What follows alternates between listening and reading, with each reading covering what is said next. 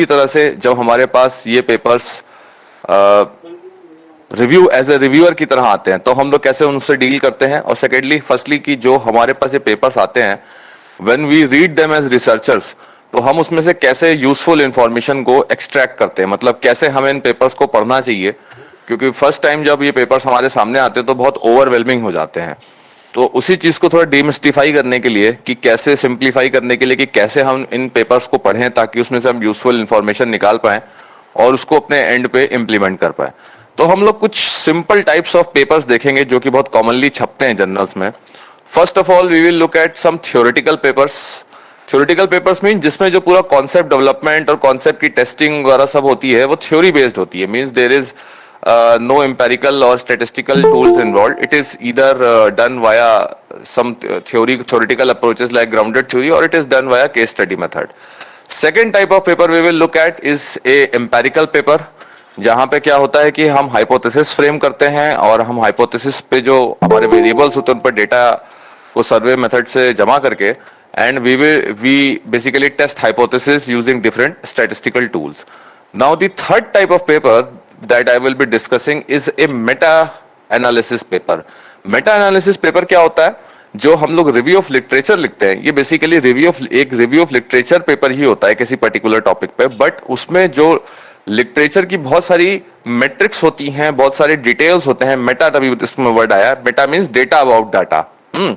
तो वो चीज हम इसमें एनालाइज करते हैं और बहुत डिटेल्ड वे में लिटरेचर से हम निकालते हैं कि क्या क्या फील्ड में चल रहा है और क्या क्या आगे जो है पॉसिबल है.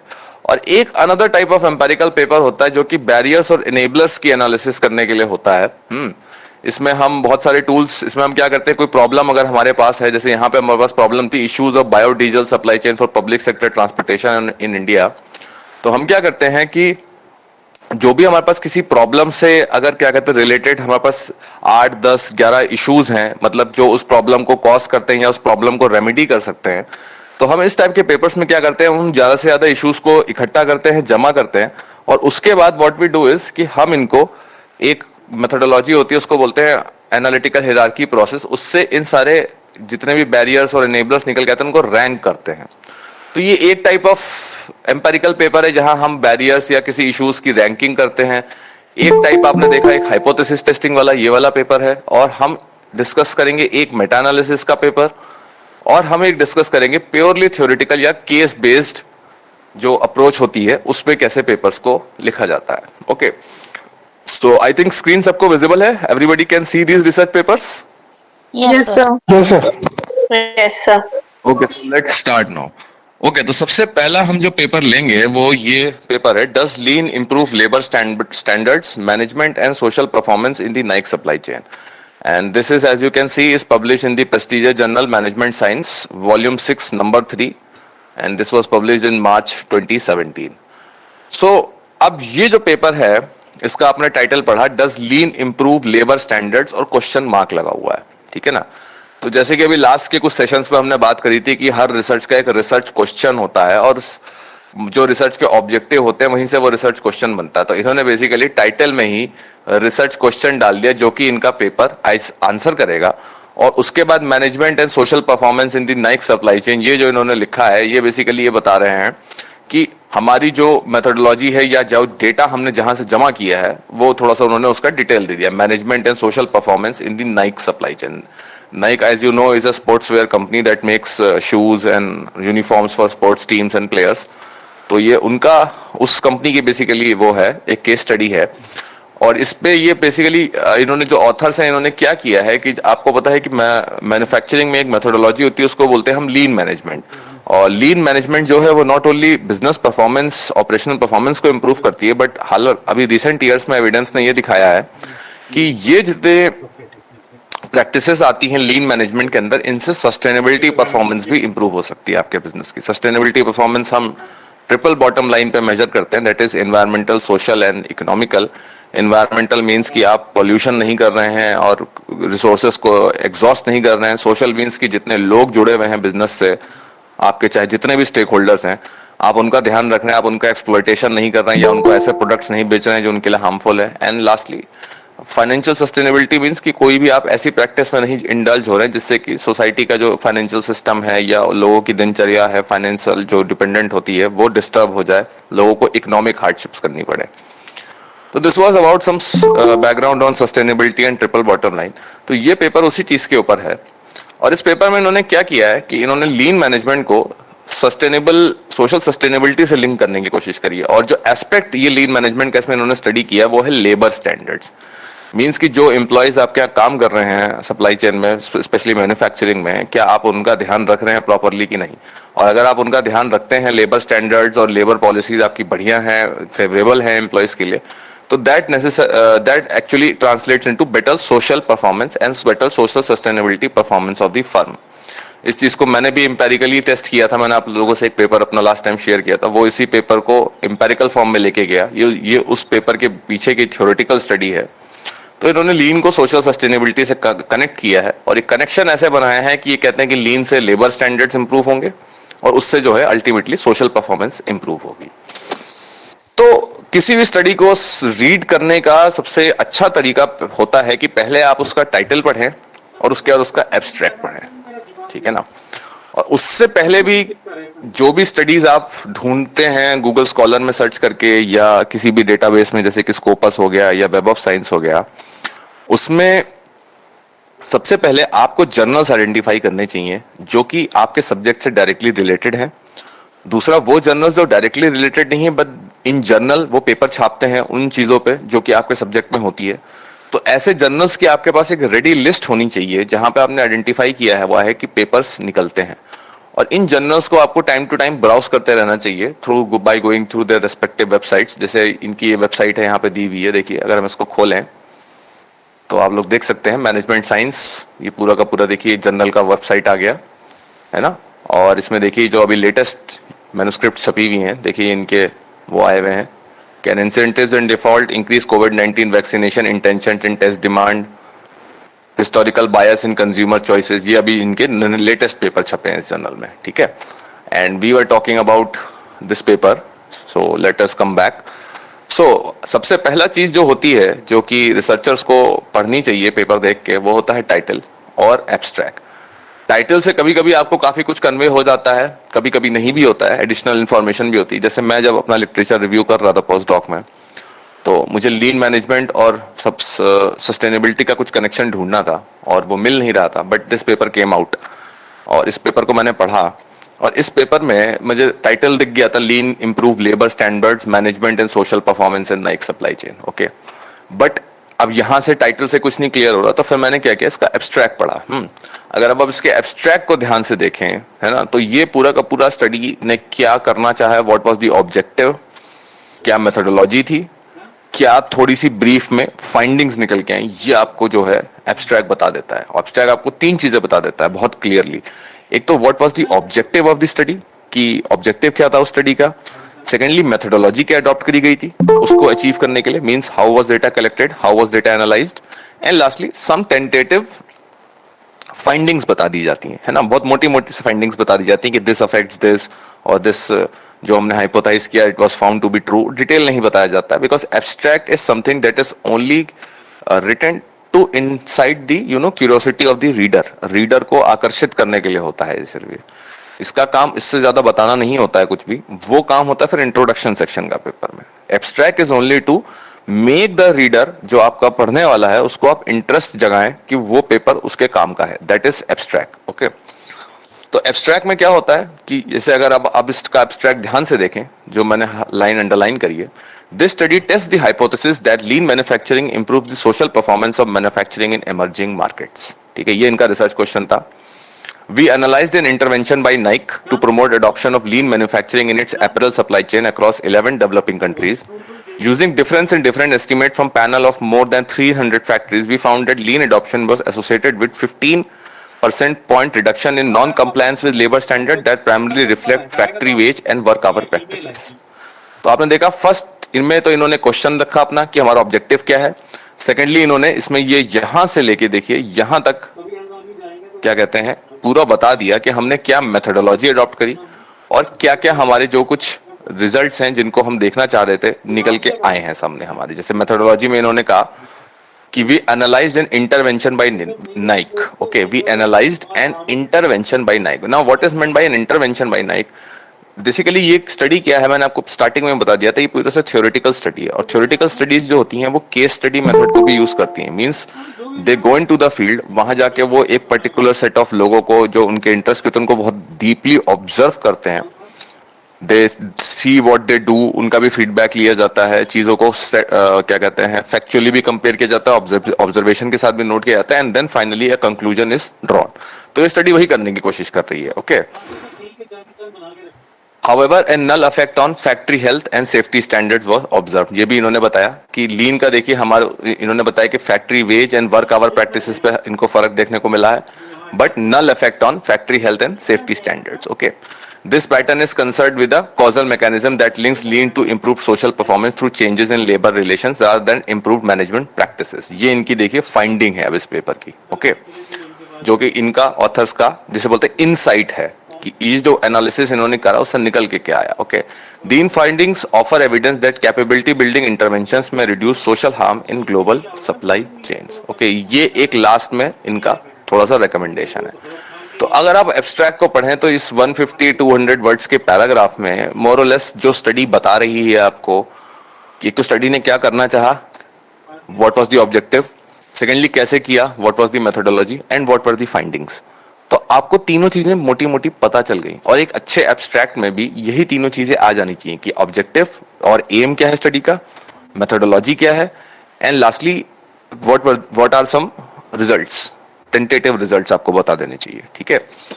और ये इन्होंने करके पूरा का पूरा इसका एब्स्ट्रैक्ट बना दिया. अब हम जब पेपर पढ़ने बैठेंगे, तो जब मैं पेपर पढ़ने बैठा था, although I am totally strictly from quantitative background, but since ये पेपर एक बहुत इंपॉर्टेंट लिंक ऑफर कर रहा था मेरे को, मेरी जो पूरा रिसर्च प्रोजेक्ट था उसको आगे ले जाने के लिए, तो मैंने इस पेपर को बहुत ध्यान से पढ़ा. और ये केस स्टडी बेस्ड पेपर है जहां पे पूरा का पूरा काम थ्योरेटिकल है, there is no mathematics involve, but जो केस को कैसे कैसे एनालाइज किया है इन्होंने, हम वो देखेंगे, और कैसे आपको पढ़ना है फिर इस तरीके के पेपर को, केस स्टडी बेस्ड पेपर को. ओके. वो आप जो है थोड़ा सा इसमें देख सकते हैं. तो लेट अस स्टार्ट. ओके. तो इन्होंने देखिए स्टार्टिंग में इंट्रोडक्शन है. बेसिकली इंट्रोडक्शन में जैसे हमने लास्ट टाइम बताया था कि आपको थोड़ा सा बताना पड़ता है कि जो फील्ड में आप काम कर रहे हैं उसकी अभी करंट स्टेट क्या चल रही है, क्या उसकी डिमांड्स हैं, क्या उसमें मतलब जो रिसर्च कर रहे हैं उससे कंट्रीब्यूट क्या होगा, क्या हम एकेडमिया को कंट्रीब्यूट कर रहे हैं, क्या हम इंडस्ट्री को कंट्रीब्यूट कर रहे हैं उस रिसर्च से. तो ये सब चीजें इन्होंने देखिए थोड़ी थोड़ी इसमें जो है बता दी कि इनके जो ये इन्होंने जो इसमें पूरी रिसर्च करी है, और जो लीन मैनेजमेंट का लिंक देखना चाह रहे हैं सोशल सस्टेनेबिलिटी परफॉर्मेंस है, उसको एक्सप्लोर करने का क्या बोलते हैं यूज है. अब देखिए इसमें इन्होंने बहुत अच्छी एक लाइन लिखी है, social performance is particularly important for firms transacting in foreign jurisdictions where their social licence to operate may be subject to influence of power of local stakeholders. तो इन्होंने ये बताया कि सोशल सस्टेनेबिलिटी या social sustainable performance क्यों होनी चाहिए company के पास, बिकॉज मैंने जैसे बताया ना कि आपको स्टेक होल्डर्स का ध्यान रखना पड़ता है सोशल सस्टेनेबिलिटी वाले पिलर में. तो वही वो कह रहे हैं कि जो आपकी पावर होती है किसी फॉरेन कंट्री में या किसी जगह ऑपरेट करने की, वो उसी चीज पे होती है कि आप वहां के स्टेक होल्डर्स को कितना खुश रख पाते हैं. ठीक है ना. तभी कंपनीज डर जाती हैं जब अगर लोग कहते हैं कि हम इस चीज को बॉयकॉट करेंगे या बैन कर देंगे, जब मतलब जनरल पब्लिक किसी चीज से ऑफेंड हो जाती है. That's why companies apologise. क्यों? क्योंकि वो अपनी सोशल सस्टेनेबिलिटी मेंटेन रखना चाहते हैं. They don't want to anger their consumers.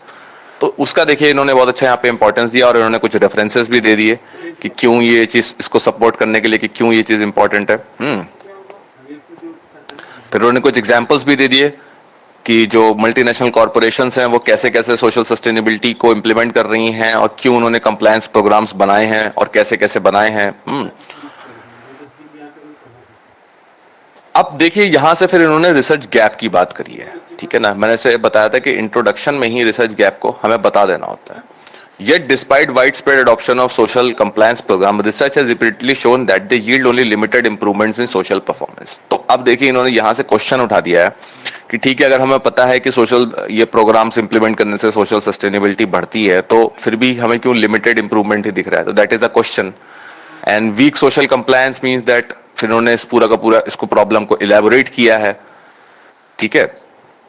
Lastly फिर क्या होता है कि अब ये आर्टिकल सर ये इंट्रोडक्शन शो नहीं हो रहा. दिख रहा है आपको ये प्लीज? एंड क्या किसी और के साथ भी ये प्रॉब्लम है कि स्क्रीन शेयर दिख रहा है सबको properly? It is seen, sir. Okay So visible है. ओके सर इंट्रोडक्शन जो आप कह रहे हैं ना रिसर्च पेपर का, वो शो नहीं हो रहा है सर, एब्स्ट्रैक्ट तो दिख रहा है. इंट्रोडक्शन सबको दिख रहा है, सेक्शन नंबर 1 जो मैंने हाईलाइट Yes किया sir. Yes sir, it is visible. है। एक बार आप Yes, पेज sir. अपना रिफ्रेश करिए, शायद कनेक्शन स्लो हो गया होगा। ओके सो हाँ, मैं कहाँ था, यहाँ पे था। हाँ, तो अब इन्होंने क्या किया, यहाँ पे थोड़ा रिसर्च गैप के बारे में बताया कि क्यों हमें स्टडी करना है, बिकॉज ये कह रहे हैं कि कंप्लायंस प्रोग्राम्स अलोन होने से हमें नहीं पता चल रहा है कि कैसे क्या, क्यों ये सस्टेनेबिलिटी परफॉर्मेंस स्टिल लो है ना। And socially irresponsible practices are export leading to firms with negative financial shock associated with activist campaigns. तो इन्होंने पूरी की पूरी एक प्रॉब्लम स्टेटमेंट यहाँ पे और गैप अपना जो है बता दिया। अब जो लोग जैसे सस्टेनेबिलिटी पर रिसर्च कर रहे हैं, जब वो इस पेपर को पढ़ेंगे तो उनके लिए ये जो गैप जो इन्होंने बताए हैं वो आपके लिए भी ट्रू होंगे। ये लोग ये स्टडी इन्होंने नाइक कॉर्पोरेशन पे करी in some factories in South East Asia, in China, Hong. ये स्टडी आप इंडिया में भी कर सकते हैं, है ना। और रीजंस जो हैं वो सारे सेम रहेंगे, क्योंकि यहाँ भी देखिए कंपनीज के साथ ये चीज होता है कि when they offend their stakeholders like customers और मैन्युफैक्चरर्स, तो उनको बैकलैश झेलना पड़ता है एंड देन दे अपोलोजाइज। तो ये चीज यहाँ भी है ना। और सेकेंडली स्कैंडल्स होते हैं जहाँ पे पता चलता है कि लोगों को सैलरीज नहीं दी जा रही थी या बहुत कम दी जा रही थी या वर्किंग कंडीशंस बहुत पुअर थी, तो वहां भी कंपनीज को बहुत इमेज का नुकसान होता है। तो ये इन्होंने इस पैराग्राफ में बताया and they basically explained why research is needed. तो अगर आप एक रिसर्चर है जो सोशल सस्टेनेबिलिटी के पॉइंट पे रिसर्च कर रहे हैं और उस पॉइंट ऑफ व्यू से इस पेपर को पढ़ रहे हैं, तो ये जो गैप्स हैं, है ना, ये आपके लिए भी उतने ट्रू हैं जो इतने इनके लिए हैं। बिकॉज जो सोशल साइंसेस में रिसर्च होती है या किसी भी इस टाइप की रिसर्च होती है, दे चेंज कंटेक्स्ट, और कंटेक्स्ट चेंज होने पे क्या होता है कि आपको उस प्रॉब्लम को दोबारा से एक्सप्लोर करना पड़ जाता है। तो this is very true. And sciences के लिए मैं कंटेक्स्ट वाइज इतना नहीं कह सकता because science is very strictly defined, but social sciences and management and all this subject, allied subjects, यहाँ पे ये चीज बहुत इंपॉर्टेंट हो जाती है। अब इन्होंने क्या किया, लास्ट में इन्होंने फिर अपना बताया कि हम बेसिकली इस आर्टिकल के पीछे का मोटिवेशन और इसका ऑब्जेक्टिव क्या है।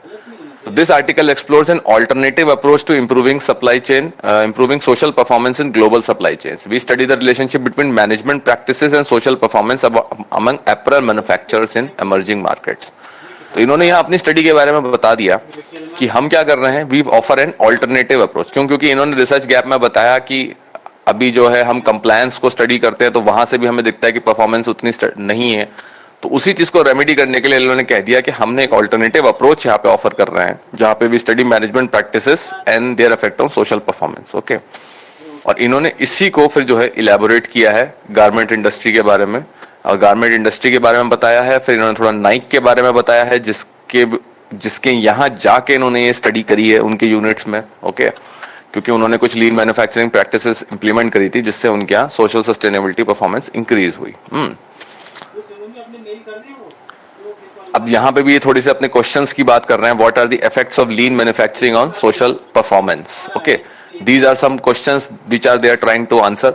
तो जब भी आप एज ए रिसर्चर पेपर को पढ़ते हैं, तो सबसे पहले अगर आप इस टॉपिक पे काम कर रहे हैं तो ये देखना चाहिए कि इनका जो गैप इन्होंने जो आइडेंटिफाई किया है वो कैसे किया है, वो गैप कितना रेलेवेंट है आज की डेट में भी, क्योंकि पेपर थोड़े थोड़े पुराने हो जाते हैं जब तक ये आते हैं। जैसे ये पेपर 2017 का, अभी 2022 चल रहा है, ठीक है ना। तो it is 5 years ago, but ये पेपर बहुत रेलेवेंट है अभी भी।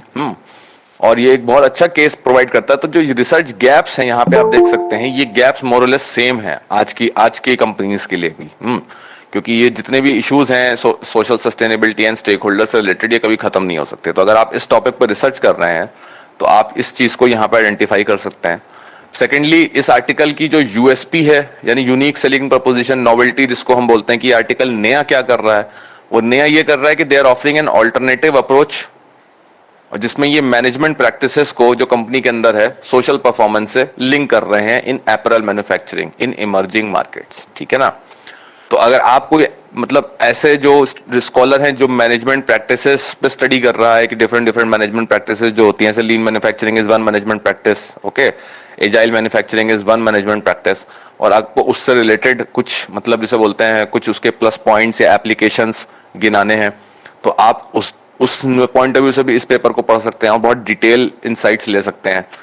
तो जो पेपर में सबसे इंपॉर्टेंट हमारे पास टाइटल और टाइटल और एब्स्ट्रैक्ट पढ़ने से हमें पता चलता है कि ये पेपर हमारे मतलब का है कि नहीं है। और उसके बाद जो इंट्रोडक्शन सेक्शन होता है पेपर का, वो बेसिकली हमें ये बता देता है कि अब ये पेपर हमारे मतलब का है तो ये क्या क्या चीजें एक्सप्लोर करेगा, क्यों एक्सप्लोर करी इस पेपर ने, क्यों एक्सप्लोर करेंगे, वो आता है हमारा रिसर्च गैप से, है ना। और थोड़ा सा जो पेपर के ऑब्जेक्टिव और क्वेश्चंस होते हैं वो भी इंट्रोडक्शन में हमें पता चल जाते हैं कि पेपर हमें क्या क्या आंसर प्रोवाइड करेगा, किस किस मेथड के थ्रू। ओके, तो इन्होंने यही सब चीजें बहुत डीपली डिस्कस करी हैं। कुछ इन्होंने यहाँ पे लीन मैन्युफैक्चरिंग के बारे में भी बताया है, और कुछ उसके कैरेक्टरिस्टिक्स भी बताई हैं, जो इंपॉर्टेंट डेफिनेशंस होती हैं ज्यादातर कंसेप्ट से रिलेटेड, वो सारी की सारी इसमें जो है इंट्रोडक्शन सेक्शन में कवर हो जाती हैं। तो जैसे अगर आपको लीन के बारे में पढ़ना है या ये जो कंपनी नाइक है इसके बारे में पढ़ना है, इन्होंने पूरा का पूरा जो है जो एक वो होता है ओवरव्यू उन्होंने यहाँ पे प्रोवाइड कर दिया है। ओके, उसके बाद इन्होंने फिर यहां से जो है अब अपना लिटरेचर रिव्यू सेक्शन शुरू किया इस केस स्टडी पेपर का। ओके, तो इन्होंने क्या किया पहले, अब ये तो स्टडी लेके चल रहे हैं, ये तो एक केस स्टडी है नाइक की, जिसमें इन्होंने इनकी 300 अपैरल फैक्ट्रीज को विजिट करके उसकी परफॉर्मेंस, जो इन्होंने कुछ प्रैक्टिसेस इंप्लीमेंट करी थी लीन मैनेजमेंट से रिलेटेड, उससे देखने की कोशिश करी है कि क्या इनकी सोशल सस्टेनेबिलिटी परफॉर्मेंस बढ़ी है कि नहीं बढ़ी है। तो उसके बारे में पहले सोशल सस्टेनेबिलिटी और उसकी ओवरऑल उसका क्या सिनेरियो चल रहा है इन ग्लोबल प्रोडक्शन पे, उसका इन्होंने थोड़ा यहाँ पे ओवरव्यू दिया है। ठीक है ना। तो इस तरीके के पेपर्स भी बहुत इंपॉर्टेंट हो जाते हैं आपके टॉपिक्स के लिए, जब ये इस तरीके के जो मैटर पेपर्स में प्रोवाइडेड होते हैं। क्योंकि जब क्या है, आप भी जैसे कोई पेपर अगर सोशल सस्टेनेबिलिटी पे लिख रहे होंगे इस समय, या काम कर रहे होंगे, तो या किसी भी टॉपिक पे काम कर रहे होंगे और उसमें ये लिखा हुआ है कि ग्लोबल सिनेरियो के बारे में कुछ आपको बताया हुआ है डिटेल में, तो वो आपके लिए भी उतना ही काम का है। क्योंकि जो ग्लोबल सिनेरियो मीन्स कि अभी क्या चल रहा है फील्ड में, क्या प्रॉब्लम्स आ रही हैं, वो आपको भी कोट करनी पड़ेंगी अपने पेपर में या अपनी थीसिस में, क्योंकि भाई आपको बताना पड़ेगा कि ये प्रॉब्लम क्यों है, what are the motivations behind my work. तो वो सब मटेरियल जो होता है वो ज्यादातर लिटरेचर रिव्यू सेक्शंस में आपको ज्यादा डिटेल में मिलता है। इंट्रोडक्शन में थोड़ी सी उसकी ये लोग झलक दे देते हैं कि ये पेपर क्यों इंपॉर्टेंट है, क्यों सोशल सस्टेनेबिलिटी एक इंपॉर्टेंट चीज है, कॉर्पोरेट सोशल परफॉर्मेंस, इन्होंने यहाँ पे थोड़ी सी इसकी झलक दे दी। बट इसको डिटेल में जो है इन्होंने लिटरेचर रिव्यू सेक्शन में एक्सप्लेन करना शुरू किया। तो अगर आप सस्टेनेबिलिटी में रिसर्च कर रहे हैं तो आपके लिए ये सेक्शंस जो हैं बहुत इंपॉर्टेंट होते हैं, क्योंकि इससे क्या होता है कि आपको एक पहले से कराया लिटरेचर रिव्यू एक सेट ऑफ पेपर्स मिल जाते हैं, जिनको आप तुरंत जाके रेफर बैक कर सकते हैं और डिटेल में इन चीजों को पढ़ सकते हैं, इंस्टेड कि आप इन पेपर्स को खुद 1 बाय 1 करके ढूंढते। इन्होंने खुद ये बहुत ही एक्सीलेंट पेपर्स को एक जगह इकट्ठा करके उनकी समरी को डिस्टिल करने की कोशिश करी है। अभी पेपर को समराइज कैसे करते हैं वो भी हम एंड में देखेंगे, है ना, कि कैसे आप इसकी समरी लिखते हैं। और थोड़ा सा ये भी देखेंगे कि जब पेपर को आप रिव्यूअर की पॉइंट ऑफ व्यू से पढ़ते हैं तो कैसे पढ़ते हैं, क्योंकि अब आप लोग जब पेपर्स लिखने शुरू करेंगे, पब्लिश करना शुरू करेंगे, धीरे धीरे लाइमलाइट में आएंगे, तो you will also get invitation from journals कि आप उनका पेपर रिव्यू करें। मीन्स कि you provide your expert comments on somebody else's work, और on the basis of your comments उनका वर्क जो है वो एक्सेप्ट या रिजेक्ट किया जाएगा। तो इन्होंने यहाँ पे इस लिटरेचर रिव्यू सेक्शन में थोड़ा सा डिटेल में बताया है कि अभी ग्लोबल सप्लाई चेन में क्या चल रहा है, कैसे कैसे डिफरेंट इश्यूज उठ रहे हैं रिगार्डिंग सस्टेनेबिलिटी, क्या उनसे प्रॉब्लम्स आ रही हैं। जैसे इन्होंने लिखा है यहाँ पे child labour, hazards working conditions, excessive working hours, poor wages. Okay, तो इन्होंने कुछ यहाँ पे जो है ये बताया रीजंस कि व्हाट आर दी इश्यूज जो कि चल रहे हैं regarding sustainability in the global supply chain.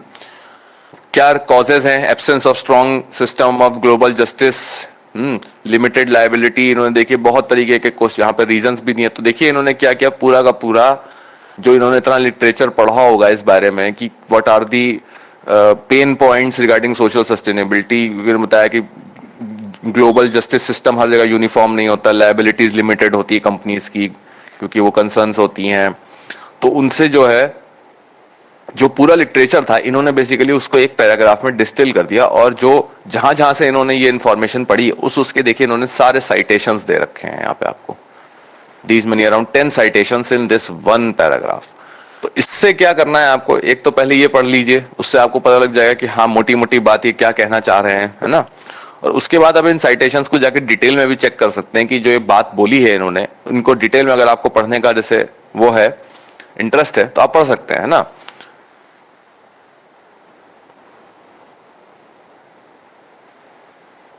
तो जैसे इसमें इन्होंने रोल ऑफ गवर्नमेंट, एनजीओज, बहुत काफी चीजें बताई हुई हैं।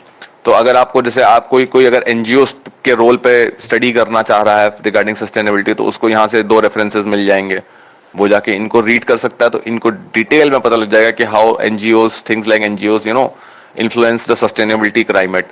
तो ये सब जो इंफॉर्मेशन है इसको आपको डिग आउट करना होता है। और इन्होंने बेसिकली क्या किया, इन्होंने भी पढ़ा इतने पेपर से और उसको समराइज कर दिया है यहाँ पे।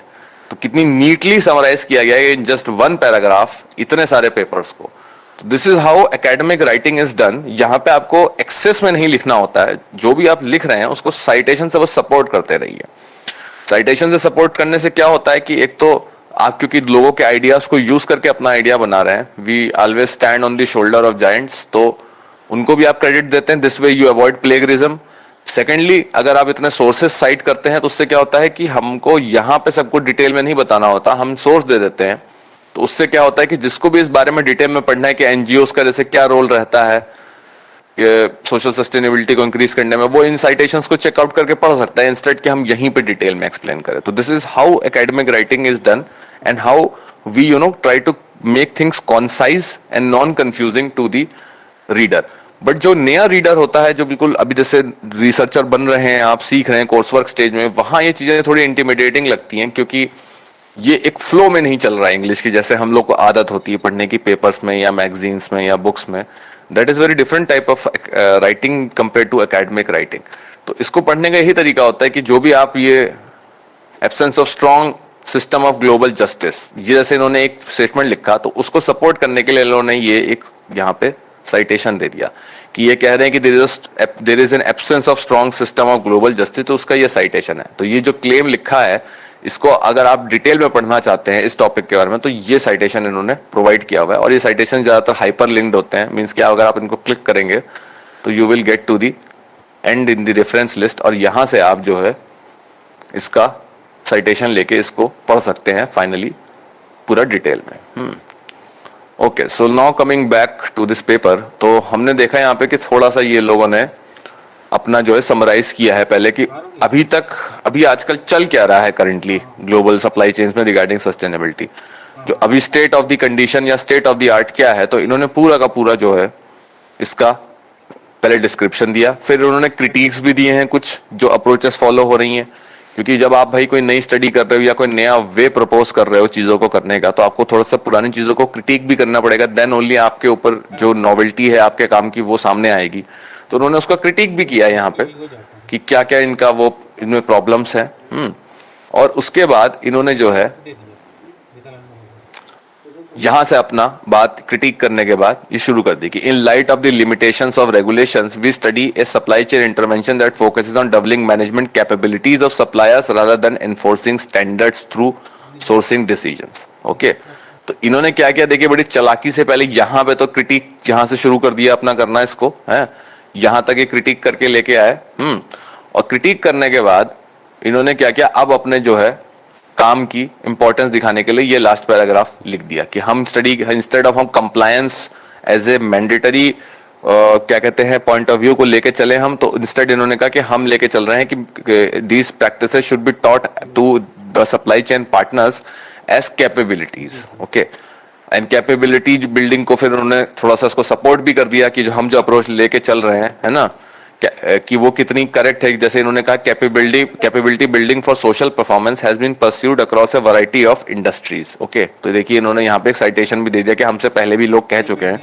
कि capability building can lead to better social performance. तो अब आप देखो कितने बढ़िया तरीके से ये कहानी की तरह पेपर चलता जा रहा है, सब चीजें एक दूसरे में इंटरलिंक्ड हैं, कोई चीज अलग अलग नहीं चल रही है इसमें। मतलब अलग अलग इन द सेंस की जो कहानी इन्होंने इंट्रोडक्शन से शुरू करी है कि थोड़ा कॉर्पोरेट सस्टेनेबिलिटी के बारे में बताया, क्या उसकी इंपॉर्टेंस है, क्या उससे नुकसान हो सकते हैं, अपने वर्क के बारे में थोड़ा सा इन्होंने ब्रीफ इंट्रोडक्शन दे दिया। फिर अभी globally in supply chain sector sustainability को लेके क्या डिबेट्स चल रही हैं, क्या इश्यूज हैं, जो अप्रोचेस हैं उनके क्या क्रिटिक्स हैं, और उनके बाद फाइनली इन्होंने जब क्रिटिक्स बताने के बाद इन्होंने अपनी कहानी बता दी कि हम जो अप्रोच लेके आ रहे हैं वो एक नॉवल अप्रोच है, क्योंकि हम इस तरीके से स्टडी करना चाहते हैं सोशल सस्टेनेबिलिटी को, उसका इम्प्लीमेंटेशन। और जो वो कैपेबिलिटी बिल्डिंग की इन्होंने बात करी, डेवलपिंग कैपेबिलिटीज ऑफ सप्लायर्स, उसको इन्होंने यहां सपोर्ट कर दिया कि इसको बोला भी गया है capability building can also improve social performance. तो इससे क्या होता है, क्रेडिबिलिटी बढ़ गई स्टडी की। जो भी इसको रिव्यू कर रहा है उसके दिमाग में ये एक टाइट केस बन गया पूरी तरीके से, ये जो अप्रोचेस लेके आ रहे हैं ये बिल्कुल जो है एग्जैक्ट है। अब इन्होंने उसके बाद यहां से तो लिटरेचर रिव्यू इस केस बेस्ड पेपर का हो गया खत्म। अब यहां से जो पार्ट है lean capacity building in the Nike supply chain, यहां से एक्चुअली जो केस स्टडी है वो शुरू हो रही है, जहां पे इन्होंने बताया है कि कैसे कैसे अब जो है नाइक ने इम्प्लीमेंटेशन जो है करना शुरू किया। ओके, तो इन्होंने पूरे डिटेल में इस चीज को बताया है। वो अगर आप लीन मैनेजमेंट के स्टूडेंट है तो इसमें बहुत सारी टर्म्स आएंगी जो आपको अभी सुनने में थोड़ी ऑड लग सकती है, बट बेसिकली इन्होंने यही सब एक एक पॉइंट वाइज बताया है कि इन्होंने कब से इसको इम्प्लीमेंट करना शुरू किया, क्या क्या इन्होंने मेजर माइलस्टोन्स थे इनके, क्या क्या इन्होंने इंपॉर्टेंट इसमें वो इम्प्लीमेंटेशंस करे हैं, what are the technical details, क्या क्या ये कर रहे हैं एक्चुअली कैपेबिलिटी डेवलपमेंट लेवल पे। और इन्होंने जो अभी उसकी कॉस्ट बेनिफिट एनालिसिस करके देखी, मींस कि क्या आउटकम रहे हैं, वो भी इन्होंने थोड़े बता दे। जैसे इन्होंने बताया Naik reported business performance gains associated with lean interventions in footwear including increase productivity, reduce defects and reduce lead time for both delivery and introduction of new models.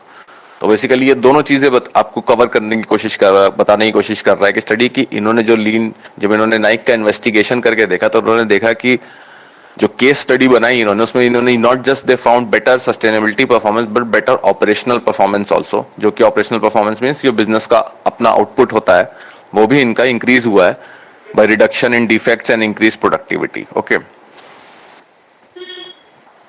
तो अब इन्होंने बेसिकली ये सारी जो चीजें हैं, adoption of new management practices, इनको जो है पूरा का पूरा एक्सप्लेन किया कैसे जो है इन लोगों ने इम्प्लीमेंट किया, क्या बोलते हैं नाइक वालों ने, what are the waves और what are the different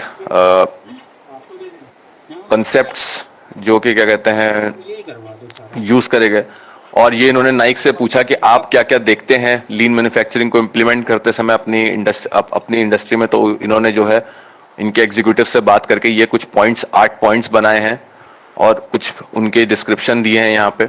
तो इस तरह की चीजें, जो इस तरीके के केस बेस्ड पेपर्स होते हैं, ये एक बहुत अच्छा स्टार्टिंग टूल बॉक्स होता है किसी भी रिसर्चर के लिए किसी कंसेप्ट को समझने का, और उसका इंडस्ट्री में जो इम्प्लीमेंटेशन हो रहा है कैसे हो रहा है। Okay, because social sustainability and I was working in sustainability since 2012, but वो सिर्फ एक पर्टिकुलर स्टेक होल्डर को लेकर मैं चल रहा था, पहले जाके consumer.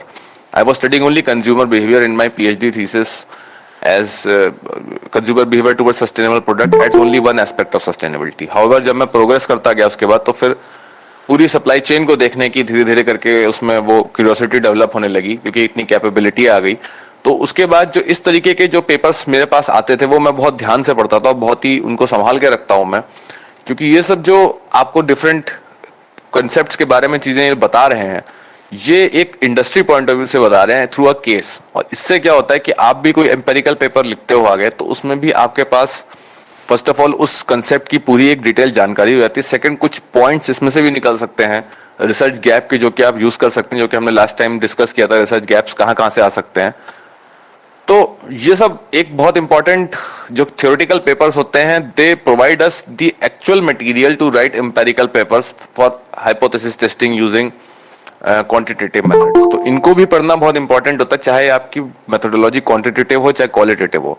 These type of papers also provide a lot of detailed knowledge to you. Okay? तो पढ़ना जो लिटरेचर को है शुरू हमेशा इन्हीं टाइप के पेपर्स से करना चाहिए। उससे क्या होता है कि आपकी एक कंसेप्ट क्लैरिटी बहुत अच्छी बनेगी, क्योंकि जो हाइपोथेसिस पेपर्स होते हैं उनमें कंसेप्ट क्लैरिटी पे इतना ध्यान नहीं दिया जाता है, किसी कंसेप्ट को डिटेल में नहीं डिस्कस किया जाएगा, उसमें हमेशा आपको रेफर कर दिया जाएगा पेपर्स को, क्योंकि उसका मेन एम हाइपोथेसिस फॉर्मुलेशन और हाइपोथेसिस की टेस्टिंग और उसका इंटरप्रिटेशन है।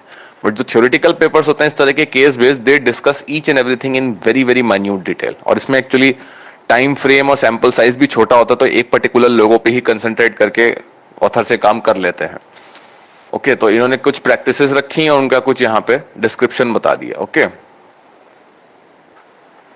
उसके बाद इन्होंने पूरा का पूरा ये जो इनका इन्होंने हाइपोथाइज किया था इन ऑथर्स ने कि linking lean to social performance, उन्होंने फिर जो है ये पर्टिकुलर वो चीज़ें ढूंढनी शुरू करी नाइक के पूरे इस लीन के इम्प्लीमेंटेशन में, लीन मैनेजमेंट सिस्टम के इम्प्लीमेंटेशन में, जो कि यहाँ टेबल 1 में दिखाया गया है कि इन्होंने जो हाइपोथाइज किया था थ्योरेटिकली, ये हाइपोथेसिस इन्होंने वर्ड लिखा है यहाँ पे, बट ये थ्योरेटिकली इसको टेस्ट कर रहे हैं पूरा, उसमें कोई एम्पेरिकल वो चीज़ इन्वॉल्व नहीं है ज़्यादा। तो इन्होंने कैसे उस चीज़ को स्टडी किया, तो इन्होंने जो है पूरे के पूरे फिर इन्होंने लीन मैनेजमेंट की बात करी। लीन मैनेजमेंट में काफ़ी सारी चीज़ें होती हैं। लीन मैनेजमेंट में एक इंपॉर्टेंट एस्पेक्ट होता है कि एम्प्लॉय इन्वॉल्वमेंट, मीन्स कि आप एम्प्लॉयज़ को जितना इन्वॉल्व करेंगे as a family, as a business, की वो भी उसकी ओनरशिप लें बिजनेस की, नॉट जस्ट एज एम्प्लॉयज़ काम करें बट एज को स्टेक होल्डर्स काम करें। तो वो इन्होंने बताया एक बहुत अच्छा यहाँ पे एक पॉइंट निकल के आया। इन्होंने जो ऑब्जर्वेशन करी उसको इन्होंने पूरा सपोर्ट किया है, कैसे कैसे ये चीज़ करी गई, कि इन्होंने ऑब्जर्व किया कि नाइक ने भी यही किया, लोगों को इन्वॉल्व किया, उससे उनकी प्रोडक्टिविटी बढ़ी and then other matrices improved. तो ये जो पूरा का पूरा पैराग्राफ इन्होंने लिखा है इस बारे में, ये एम्पेरिकली जो इन्होंने ऑब्जर्व किया उसको इन्होंने थ्योरी में पूरा का पूरा ट्रांसलेट किया है, और उसको फिर उसके पीछे के कुछ इन्होंने रीजंस भी दिए हैं। ओके, जैसे इन्होंने यहाँ पे दिया, lean involves decentralised decision making, giving worker responsibility for a wide range of task than in traditional mass production. तो इन्होंने उसका रीजन भी दिया कि क्यों ये इन्वॉल्वमेंट बढ़ाने से, लीन के जो आने से इन्वॉल्वमेंट बढ़ता है और उससे क्यों प्रोडक्टिविटी बढ़ती है। तो ये इसको भी सपोर्ट करते हुए जा रहे हैं अपने रेफरेंसेस के थ्रू। ओके, तो इन्होंने ये करके पूरा का पूरा काफी डिटेल में सारे एस्पेक्ट्स ऑफ लीन मैनेजमेंट को इन्होंने जो है कवर किया है। उसके बाद इन्होंने थोड़ा सा डेटा और एम्पेरिकल स्ट्रेटेजी के बारे में भी बताया, मींस कि इन्होंने कैसे डेटा जमा किया, इसके लिए पूरा का पूरा कंट्रीज कैसे इन्होंने निकाली, कंप्लायंस स्कोर्स निकाले इन्होंने, और ऑब्जर्वेशंस जो थी अपनी कंप्लायंस स्कोर्स की, उनकी क्या कहते हैं एक पूरी लिस्ट बनाई है। ये इनके कुछ अपने मैट्रिसेस हैं जो इनके ऑथर्स ने डेवलप करे हैं, जिनके बेसिस पे इन्होंने ये किया है। इन्होंने इसको फाइनेंशियल ईयर वाइज भी दिखाया हुआ है, कैसे कैसे फैक्ट्रीज ने, कितनी फैक्ट्रीज ने किया, क्या potash the percentage of total. और इन्होंने फिर बाकी थोड़ा अपना मेथोडोलॉजी के बारे में बताई। ये मेथोडोलॉजी पूरी तरीके से इनकी मिक्स थी थोड़ी सी, ज़्यादातर इसमें इन्होंने क्वालिटेटिव मेथोडोलॉजी लगाई है, उसको क्वांटिटेटिव से इन्होंने बाद में सपोर्ट किया है थोड़ा थोड़ा। और लास्टली इन्होंने रिजल्ट्स लिखे हैं। अब जो थ्योरेटिकल पेपर्स होते हैं इनमें मेथोडोलॉजी डिपेंड करता है आपको कितने ध्यान से पढ़नी है, क्योंकि अगर ये मेथोडोलॉजी जो इन्होंने इसे फॉलो करी है, अगर आप इस तरह की केस बेस्ड मेथोडोलॉजी पे अपनी थीसिस लिख रहे हैं, मतलब आपका मन है कि आप केस बेस्ड मेथोडोलॉजी को यूज करते हुए अपनी थीसिस को डेवलप करेंगे, तो ये सेक्शन आपके लिए पढ़ना बहुत इंपॉर्टेंट हो जाता है। और मेथोडोलॉजी सेलेक्ट करने के लिए भी आपको पेपर्स को आपको पढ़ते रहना चाहिए। क्यों? क्योंकि मेथोडोलॉजी एक अच्छी लग सकती है हमको, केस बेस्ड मेथोडोलॉजी बहुत अच्छी लग सकती है कि हम डिटेल में लोगों से बात कर लेंगे और इनसाइट्स निकाल लेंगे, as compare to divulging into too much into indirect methods like statistics. But इसकी भी लिमिटेशन है। क्यों?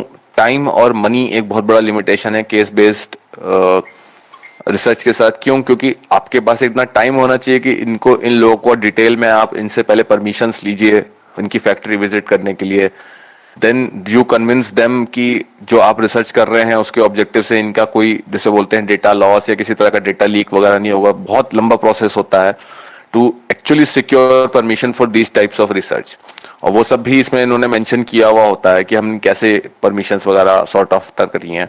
तो इन सब चीज़ों को भी एज ए रीडर हमें बहुत ध्यान से देखना चाहिए कि जो भी मेथोडोलॉजीज ये लोग ऑब्जर्व कर रहे हैं, अडॉप्ट कर रहे हैं, है ना, उसके प्लस पॉइंट्स तो हमें देखनी चाहिए, उसकी लिमिटेशंस भी देखनी चाहिए। क्योंकि एज ए रिसर्चर हम हर मेथोडोलॉजी को पकड़ के उसके पीछे नहीं दौड़ सकते, because there are certain limitations of time, money as well as resources also. Okay, अगर मतलब कोई मैन्युफैक्चरिंग यूनिट है जिस पे हम रिसर्च करना चाहते हैं, जो कि हमें परमिशन दे भी देती है, but it is very very far away, और हम इतना ज़्यादा वहाँ पे रुक नहीं सकते या आना जाना नहीं कर सकते, बहुत ज़्यादा प्रॉब्लमेटिक हो जाएगा, बहुत ज़्यादा एक्सपेंसिव हो जाएगा, then we have to not accept that methodology and try to do something, try to find some alternative.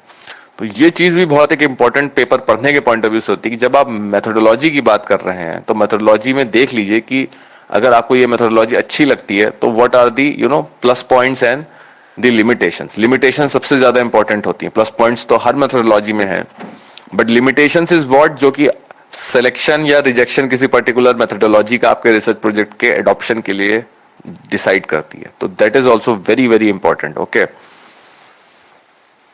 ठीक है। तो ये थोड़ा सा इन्होंने अपनी मेथोडोलॉजी बताई, कैसे इन्होंने ये केस के डेटा को इकट्ठा किया है, कैसे उसको एनालाइज किया है। कुछ उन्होंने उसका ब्रीफ यहाँ पे एक समरी में table they the. Effects of lean on manufacturing on compliance scores, इन्होंने लेबर कंप्लायंस और हेल्थ एंड सेफ्टी कंप्लायंस दो इन्होंने यहाँ पे स्टैंडर्ड्स रखे थे और उसके बेसिस पे इन्होंने जो है इसको निकाल दिया है। ठीक है, फिर उन्होंने थोड़े से इसके रिजल्ट्स भी हमें दिखाए हैं।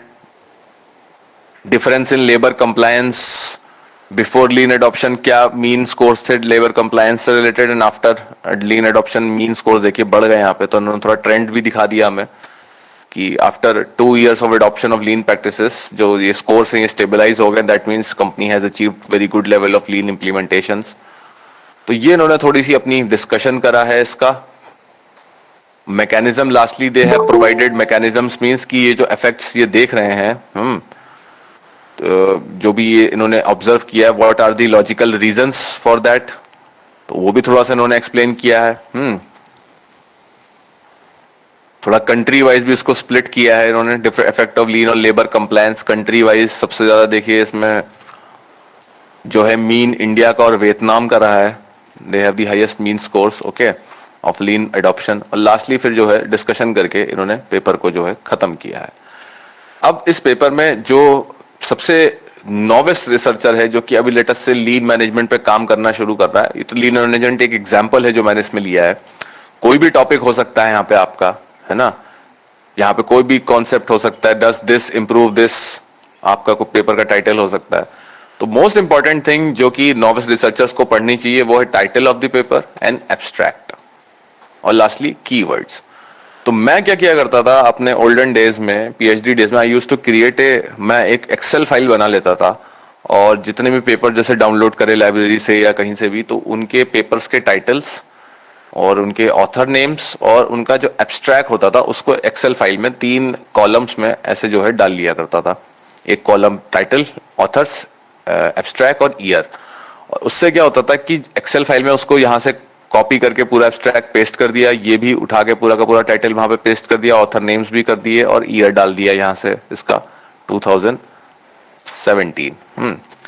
तो उससे क्या हुआ, अब फायदा हमको कि ये देखिए इसका 2017 ईयर है वो डाल दिया मैंने। उससे क्या होता था फायदा मेरे को कि जितने भी कॉन्सेप्ट जैसे लीन के ऊपर पेपर है, तो अगर मैं अपनी एक्सेल फाइल में लिख दूं लीन, तो मुझे पता चल जाएगा मैंने कौन कौन से पेपर पढ़े थे और क्या क्या उनके इंपॉर्टेंट पॉइंट्स मैंने जो है अपनी कॉपी में जॉट डाउन करके लिखे हैं। तो इससे क्या होता है कि जो भी कंसेप्ट के बारे में आप वो कर रहे हैं, डेवलपमेंट कर रहे हैं, अपनी नॉलेज बढ़ा रहे हैं, आपके पास एक बहुत अच्छा ट्रैक रिकॉर्ड रहता है कि आप अभी तक क्या क्या पढ़ चुके हो, क्या क्या इन्फॉर्मेशन आपके पास है।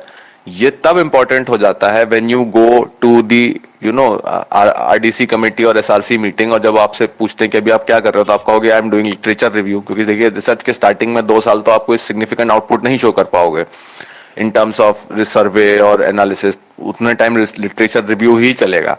बट उसकी भी प्रोग्रेस आपको दिखानी पड़ेगी ना कि कितना लिटरेचर रिव्यू हुआ है। तो the best thing to show it is in this way कि आप जो उससे क्या है कि आपके पास एक पूरा का पूरा एक एक्सेल फाइल में ये पूरा टाइटल, एब्स्ट्रैक्ट, कीवर्ड्स, ऑथर और क्या कहते हैं ईयर ऑफ पब्लिकेशन आ जाएगा। तो उससे आपको पता चलता रहेगा कि मैं जो अभी तक पढ़ा है वो कितने लेंथ ब्रेथ तक मैं पढ़ चुका हूँ, क्या क्या उसमें मैंने कवर कर लिया है, कौन कौन से ईयर्स के इंपॉर्टेंट पेपर्स आ चुके हैं। इस पेपर के अंदर से भी कुछ आपको पेपर मिलेंगे, आप उनको भी पढ़िए, उनको भी एक्सेल शीट में डालते रहिए अपनी, है ना। और मैं थोड़ा सा ये भी एक कॉलम बाद में मैंने क्रिएट करना शुरू कर दिया था, चौथा, कि मेथोडोलॉजी के अडॉप्ट करी पेपर ने, कि whether it was totally qualitative methodology like case based और some theory development using grounded theory, और they have gone for full fledged empirical validation.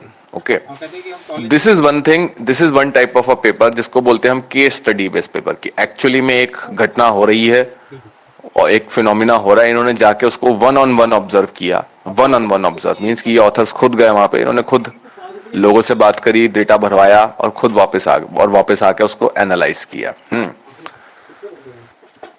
This is very good for understanding one particular type of industry और sector. आप किसी भी sector या industry को अगर understand करने की कोशिश कर रहे हैं, जैसे काफी लोग टूरिज्म मैनेजमेंट में काम कर रहे होंगे, तो आप लोग केस स्टडी बेस्ड पेपर्स पढ़िए, बेस्ट प्रैक्टिसेस जो और कंट्रीज में जो case study based papers tourism पे छपे हैं उससे आपको पता चल जाएगा कि what are the best practices. और केस बेस्ड पेपर पढ़ने का एक और बहुत इंपॉर्टेंट जो जिसे बोलते हैं लिटरेचर रिव्यू ढूंढने में जो हमारा बेसिकली काम होता है वो मसाला ढूंढना होता है। मसाला मीन्स की what is the research gap. Just like the movie industry जहां पिक्चरें मसाला पे चलती हैं, इन academic publication also papers get only publish जो उनमें मसाला होता है। मसाला मीन्स नॉवेल्टी, नया रिसर्च क्या कंट्रीब्यूट हुआ है। तो केस बेस्ड पेपर्स क्या करते हैं कि ये आपको एक पर्टिकुलर जगह पे जाके कुछ पर्टिकुलर ग्रुप ऑफ लोगों से बहुत छोटे और डिटेल में बात कर लेते हैं। बट क्या है, क्योंकि इसमें सैंपल साइज ज्यादा बड़ा नहीं हो सकता, ये सिर्फ 300 फैक्ट्रीज में इन्होंने जाके इस चीज को, वो भी सिर्फ अपैरल इंडस्ट्री की, इन्होंने इस चीज को वो कर लिया, स्टडी कर लिया। क्योंकि अपैरल एक जैसी है तो आप ऑब्जर्व कर पाओगे, जल्दी ऑब्जर्व कर लोगे कि हाँ प्रैक्टिसेस इंप्लीमेंटेड है लीन की कि नहीं। तो इन्होंने एक बहुत अच्छा रिसर्च गैप स्टडी के एंड में छोड़ा था कि इस जो इन्होंने हाइपोथाइज और जो सब किया है, इन्होंने डेवलप किया है थ्रू केस के, इन्होंने कहा था इसका एम्पेरिकल वैलिडेशन फ्यूचर में होना चाहिए ऑन डाइवर्स सैंपल। तो मैंने इस गैप को उठा के अपना पेपर लिख लिया था इसीलिए, और उसमें मैंने लीन और एजाइल को कंपाइल किया था। उसमें मैंने जो एविडेंस जो मैंने उसमें वो दिया था रिसर्च गैप की, लीन को हमने क्यों लिया, क्यों इंपॉर्टेंट है लीन को स्टडी करना, वो इन्हीं के पेपर से डेवलप हुआ था। तो केस बेस्ड पेपर जो होते हैं वो आपको बेसिकली मसाला प्रोवाइड करते हैं इन टर्म्स ऑफ नॉवेल्टी, जो कि आप अपने पेपर में इंक्लूड कर सको कि ये वेरिएबल्स या ये टॉपिक्स पे काम क्यों करना जरूरी है।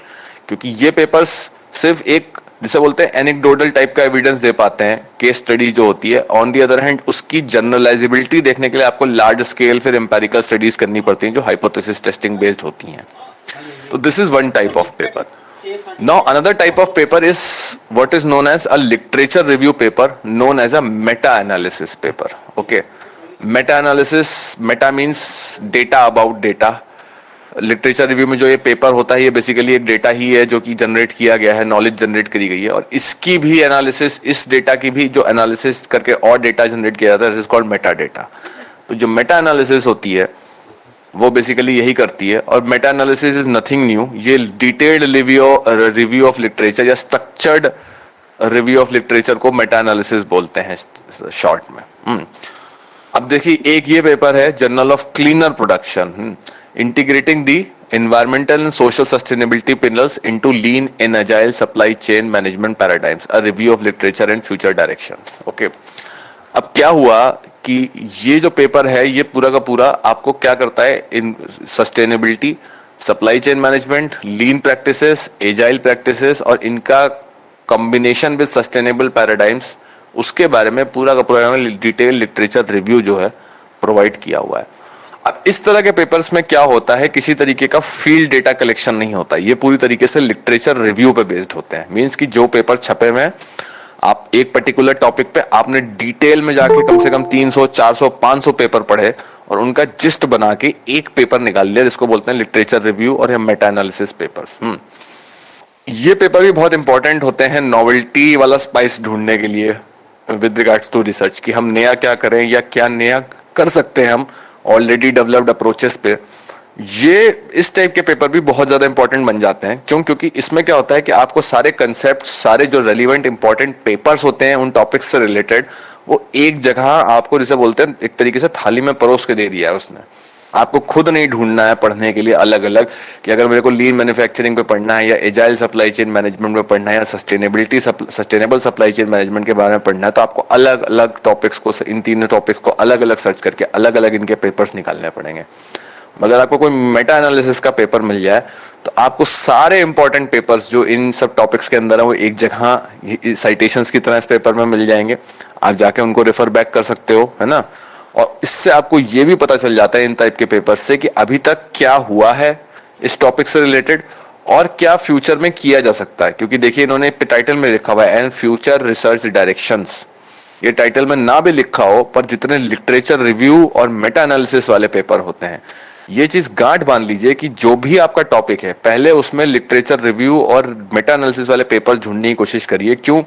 क्योंकि उसके पेपर के एंड तक पढ़ते पढ़ते जो इसका एंड सेक्शन होता है, कंक्लूजन सेक्शन होता है इन पेपरों का, उसमें जो ऑथर्स होते हैं वो यही बताते हैं आपको कि अभी जो हमने पढ़ा है, इतने 300-400 पेपर जो पास्ट के हमने पढ़े हैं इस टॉपिक पे, वही बताते हैं कि क्या कमी है मेथोडोलॉजी में, क्या और हो सकता है, क्या फर्दर थ्योरी डेवलपमेंट हो सकता है, क्या चीज़ों को मिलाया जा सकता है, क्या चीज़ों को टेस्ट किया जा सकता है, वो सब आपको बना बनाया मिल जाएगा। अब जस्ट ये हमारे ऊपर डिपेंडेंट है, हमारी कैपेबिलिटीज पे, हमारे रिसोर्सेज पे, कि हम कौन से लिमिटेशंस को उठा के काम करना शुरू कर दें इनमें से। और मैंने भी यही किया था इस पेपर में, ये दोनों अप्रोचेस को मैरी करना और लीन का इससे कनेक्शन बनाने का, सस्टेनेबल पिलर से बनाने के लिए मैंने इस वाले पेपर को यूज किया था जो मैंने आपको पहले दिखाया था अभी, दिस वन। और इस पेपर का जो कॉल था कि इन दोनों पैराडाइम्स को, लीन, एजाइल और सोशल सस्टेनेबिलिटी पैराडाइम्स को एक साथ जोड़ के देखना सप्लाई चेन में, वो इसका ही, इस पेपर का एक फ्यूचर रिसर्च डायरेक्शन था जिस पे मैंने काम किया, कुछ एडिशनल और लिटरेचर से उसे जोड़ के।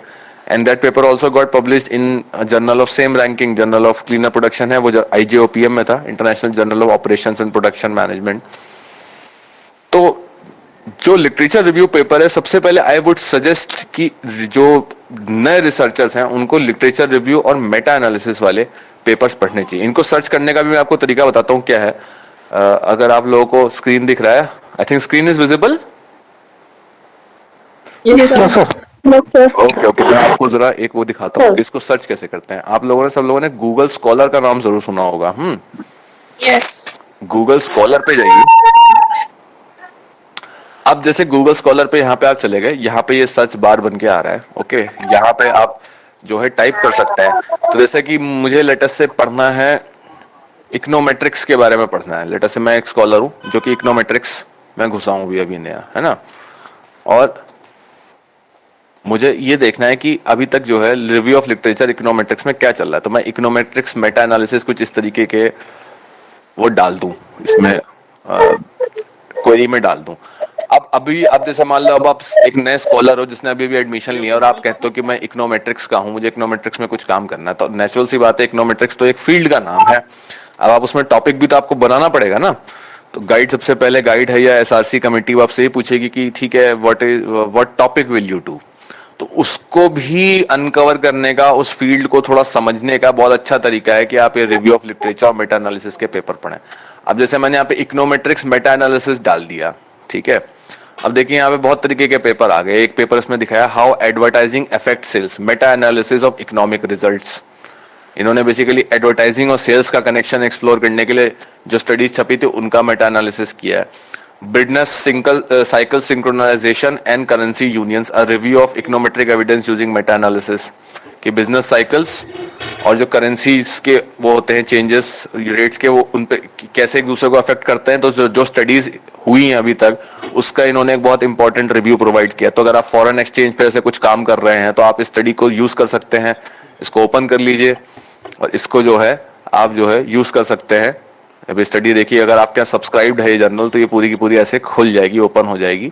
और आप इसको जो है पेपर को पूरा का पूरा इन्होंने देखिए यहाँ पे दे रखा है कि कैसे कैसे पब्लिकेशंस ओवर द इयर्स निकले हैं इस टॉपिक को एक्सप्लोर करने के लिए। तो आपको बहुत अच्छी जानकारी भी पता चल जाती है कि लोग अभी क्या काम कर रहे हैं आपकी एरिया ऑफ टॉपिक में और क्या क्या आप काम कर सकते हैं, है ना। कंक्लूजन्स में भी देखिए ये बता देते हैं कि क्या आपको करना है। ये देखिए इन्होंने यहाँ पे भी बता रखा है कि क्या किया जा सकता है। अभी अपनी लिमिटेशन खुद ही बताते हुए आपको एक रिसर्च गैप का डायरेक्शन दे दिया है। तो ये भी बहुत इंपॉर्टेंट हो जाता है when you are getting into the field of, let us say getting into the field of. अच्छा, अगर हम मैनेजमेंट फील्ड के हैं तो लेट अस से अगर आप ह्यूमन रिसोर्सेज में काम करना चाहते हैं या टूरिज्म मैनेजमेंट में है, तो आप यहाँ पे टूरिज्म मैनेजमेंट डाल दीजिए। उसके आगे मेटा एनालिसिस वर्ड जरूर लिखिएगा, है ना। अब जैसे इसमें देखिए बहुत सारे पेपर आ गए, antecedents and outcomes of emotional labour in hospitality and tourism. जैसे कुछ लोग एम्प्लॉइज, टूरिज्म इंडस्ट्री के एम्प्लॉइज पे बहुत फोकस करते हैं, बट टॉपिक्स मैं देखता हूँ मेरे पास काफी लोग ये सिनॉप्सिस घूमते फिरते हुए आती हैं तो टॉपिक्स एक जैसे ही सेम होते हैं। सैलरी एंड कॉम्पनसेशन एंड वो एक ही 3-4 चीजों पर बात होती रहती है। तो इस तरीके के अगर आप पेपर्स पढ़ोगे, है ना, इसमें यही दिखा रहे हैं कि इमोशनल लेबर और रिलेटेड जो आउटकम्स होते हैं, सेटिस्फैक्शन होता है उनका, क्या अभी तक स्टेट ऑफ द वर्क है, ये भी एक मेटा एनालिसिस है। Tourism management, another very very important journal tourism वालों के लिए, बहुत जैसे बोलते हैं दिस इज, मतलब ये एक ग्रंथ लेवल जर्नल है। अगर आप यहाँ तक पब्लिकेशन में पहुंच गए तो आप you have made it in tourism management. तो इन्होंने भी यही किया है, पूरा का पूरा एक मेटा एनालिसिस पब्लिश किया है, एंड दिस वाज पब्लिश्ड इन 2020। तो आप मान के चलिए कि इन्होंने लास्ट 10-15 साल का लिटरेचर अच्छे से पढ़ के एक जगह पैक कर दिया होगा आपके पढ़ने के लिए, और आप इसमें से पढ़ पढ़ के अपने जो है टॉपिक्स निकाल सकते हैं, ठीक है। So this is how you search for these type of papers. To meta analysis भी आप लिख सकते हैं, यहाँ पे आप लिटरेचर रिव्यू भी लिख सकते हैं। ये देखिए खुद ही सजेस्ट कर देता है गूगल आपको, है ना। Review of literature review of tourism management, एक कंटेंट एनालिसिस। ये देखिए ये भी सेम चीज है, कंटेंट एनालिसिस। ये भी देखिए पूरा का पूरा वही सेम, इसको कंटेंट एनालिसिस भी बोलते हैं हम लोग, डिटेल लिटरेचर रिव्यू को। और ये देखिए इन्होंने पूरा उसका एब्स्ट्रैक्ट भी लिख दिया है। इन्होंने 773 आर्टिकल्स पढ़ के उनको यहाँ पे समराइज करने की कोशिश करी है, ठीक है। और ये 1990 से लेके इन्होंने 2013 तक ये 773 आर्टिकल्स इन्होंने इतने लंबे टाइम पीरियड के बीच में मतलब जो पब्लिश हुए इस टाइम पीरियड में उनको जो है यहाँ पे डाला है। तो इससे क्या होता है कि अगर आप कोई भी नए स्कॉलर हैं और आप अपनी फील्ड में घुस रहे हैं और आपको निकालना है कि अभी फील्ड में चल क्या रहा है और इंपॉर्टेंट टर्म्स और कॉन्सेप्ट्स को आपको समझना है, तो ये जो मेटा एनालिसिस पेपर्स होते हैं ये आपको बहुत ज्यादा मदद करेंगे। Progress in tourism management, a review of website evaluation in tourist research. देखिए कितने सारे इसमें टॉपिक्स रेडीमेड आपके लिए बने हुए हैं और डिटेल्ड लिटरेचर रिव्यू भी प्रोवाइडेड है। बस अब इसमें जो काम यही होता है रिसर्चर का कि वो इन पेपर्स को पढ़े ध्यान से, इनके जो आगे एंड में वो निकल के आ रहे हैं जो कंक्लूजन्स और रिकमेंडेशंस में जो ये literature review paper scope for future work और फ्यूचर डायरेक्शंस बताते हैं। मैं आपको इस पेपर का दिखाता हूँ, स्कोप फॉर फ्यूचर वर्क और फ्यूचर डायरेक्शंस। देखिए इन्होंने कैसे बताया हुआ है इस पेपर में, जहां से मुझे अपना पेपर लिखने की वो मिली थी, डिस्कशंस इन फ्यूचर एजेंडा। देखिए इन टाइप के पेपर्स में हमेशा ये सेक्शन होगा, discussions in future agenda. Future agenda means कि फ्यूचर में रिसर्चर्स क्या कर सकते हैं, है ना। तो ये जो पैराग्राफ था इसने मुझे मोटिवेट किया था उस पेपर को लिखने के लिए। एंड सिंस ये एक अच्छे जर्नल में छपी मेटा एनालिसिस को ही एक्सटेंड कर रहा था और मैंने साइट भी किया इस पेपर को बहुत बार अपने पेपर में, तो वो पेपर बहुत जल्दी एक्सेप्ट हो गया था और बहुत अच्छे जर्नल में एक्सेप्ट हुआ IJPM में। तो this is how you know ये पेपर्स आपको बहुत अच्छी रेडीमेड नॉलेज प्रोवाइड कर देते हैं। जैसे देखिए यहाँ पे एक बहुत इंटरेस्टिंग टॉपिक है टूरिज्म वालों के लिए, बिग डेटा इन टूरिज्म रिसर्च, अ लिटरेचर रिव्यू। बिग डेटा इन टूरिज्म से बहुत आजकल इंपॉर्टेंट हो गया है ये, क्योंकि सारे भी टूरिज्म के भी आप देख रहे हो ज्यादातर चीजें आजकल ऐप बेस्ड हो गई हैं। मेक माई ट्रिप है, यात्रा.com है, काफी होटल्स हैं, काफी एजेंसीज हैं, वो सब ऐप बेस्ड तरीके से आजकल ऑपरेट कर रही हैं। और ये लोग ऐप बेस्ड जितने भी ये लोग होते हैं, ये लोग बहुत ज्यादा एनालिटिक्स लगा के बिहेवियर्स वगैरह और वो डील्स वगैरह आप लोगों के लिए कस्टमाइज्ड बनाते हैं ताकि ज्यादा से ज्यादा सेल हो सके। तो ये भी एक बहुत इंपॉर्टेंट टॉपिक है जो कि आप स्टडी कर सकते हैं। ये भी देखिए अभी छपा है 2018 में, तो it will be still valid, अभी 1-2 साल और वैलिड रहेगा ये। और तो इससे फायदा क्या होता है इन पेपर से कि आपको रेडीमेड बने बनाए टॉपिक्स मिल रहे हैं, आप उनको स्टडी करिए। कोई इसमें से जो गैप्स और फ्यूचर एजेंडा में जो उन्होंने चीजें उठाई हैं, है ना, उनको लेके आप जो है अपना फर्दर काम कर सकते हैं। यहाँ पे आप थोड़ा डेट भी चेंज कर सकते हैं। यहाँ पे ऐसे कस्टम रेंज यहाँ पे हम डाल देते हैं कि हमें 2013 से लेके अभी तक के ही पेपर दिखाइए, लास्ट 10 साल के, पुराने मत दिखाइए। तो आप देखो यहाँ पे आप इसको हमने चेंज कर दिया, तो अब 2013 से पहले का कोई पेपर नहीं होगा उसमें, और 2022 तक का ये दिखाएगा सबसे लेटेस्ट। ओके, और हम यहाँ पे सॉर्ट बाय डेट कर दें इसको, तो देखिए सबसे पहले नए वाले पेपर्स आ जाएंगे, उसके बाद पुराने बाद में चले गए अभी। Towards a better comprehension of tourism crisis in the era of COVID-19, ये भी देखिए कितना अच्छा इसमें से एक आर्टिकल निकल के आ रहा है। तो ऐसे ऐसे करके जो ये वाले पेपर्स होते हैं मेटा एनालिसिस वाले, लिटरेचर रिव्यू वाले, इनको पढ़ने का सबसे इंपॉर्टेंट जो आपका वो होता है, एम होता है, वो ये होता है एक तो कि आप उस कंसेप्ट को अंडरस्टैंड कर लेंगे बहुत अच्छे से, क्योंकि इसमें क्या है, क्योंकि लिटरेचर रिव्यू पेपर है तो एक एक चीज की डेफिनेशन को मल्टीपल उन्होंने साइटेशन से देखिए सोर्स साइट करते हुए एक्सप्लेन किया हुआ, तो आपके पास इतना मटेरियल है पढ़ने के लिए, ठीक है। सेकेंडली एक चीज और इन पेपर्स में देखनी चाहिए रिसर्चर्स को, कि जब आप लिटरेचर रिव्यू अपना प्रेजेंट करने जाते हैं रिसर्च कमिटीज के पास डूइंग प्रोग्रेस रिपोर्ट, या आप अपना लिटरेचर रिव्यू थीसिस में जब आप प्रेजेंट करते हैं, ठीक है ना, तो देखिए वहां पे थोड़ा सा ना वो आपसे डिटेल मांगेंगे कि आपने लिटरेचर रिव्यू कैसे किया है ना। मतलब अब उसमें होता क्या है कि फिर वो सवाल जवाब जो होते हैं, वो इंक्वायरी होती है, वो थोड़ी सी ऑकवर्ड हो जाती है। क्यों? क्योंकि जो कमेटी होती है वो ज्यादा स्टूडेंट से पूछती है कि कौन से जर्नल्स पढ़े, कौन से जर्नल्स तुम्हें पता है, आप 10 जर्नल के नाम रट के जाओगे, उसको बताओगे, है ना, वो फिर वहां से कुछ आपको पीछे कर देगा, अच्छा इसका इम्पैक्ट फैक्टर बताओ, मतलब वो जिसे बोलते हैं ना, वो एक काउंटर प्रोडक्टिव क्वेश्चनिंग हो जाती है सबके पॉइंट ऑफ व्यू से। तो उसको वो बेसिकली करी जाती है, कमेटी देखना चाह रही है कि हाँ आपने करा भी है लिटरेचर रिव्यू ढंग से कि नहीं, है ना।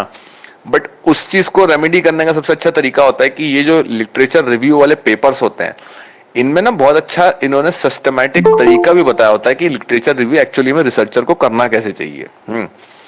ये एक अलग टॉपिक ऑफ डिस्कशन है वैसे, लिटरेचर रिव्यू कैसे करना चाहिए, तो वो भी एक बहुत इंपॉर्टेंट चीज हो जाती है। तो जैसे इन्होंने थोड़ा सा एक डायग्राम बना के यहाँ पे बताया कि कैसे हमने किया। फर्स्ट स्टेप हमने कीवर्ड्स डाले, इनको 554 एजाइल एंड सस्टेनेबल मैनेजमेंट के आर्टिकल्स मिले, 756 सस्टेनेबल इन लीन के मिले, है ना।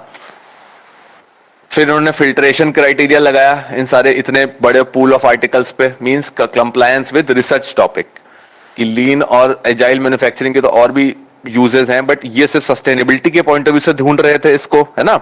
तो इन्होंने इसलिए यहाँ पे फिल्टर क्राइटेरिया लगाया। फिर कहते हैं हमने क्राइटेरिया लगाने के बाद इन 500 और 700 पेपरों में से 256 लीन के बचे, 153 एजाइल के बचे एंड 42 जो लीन, एजाइल और सस्टेनेबल तीनों के ऊपर डील करते थे, ठीक है ना।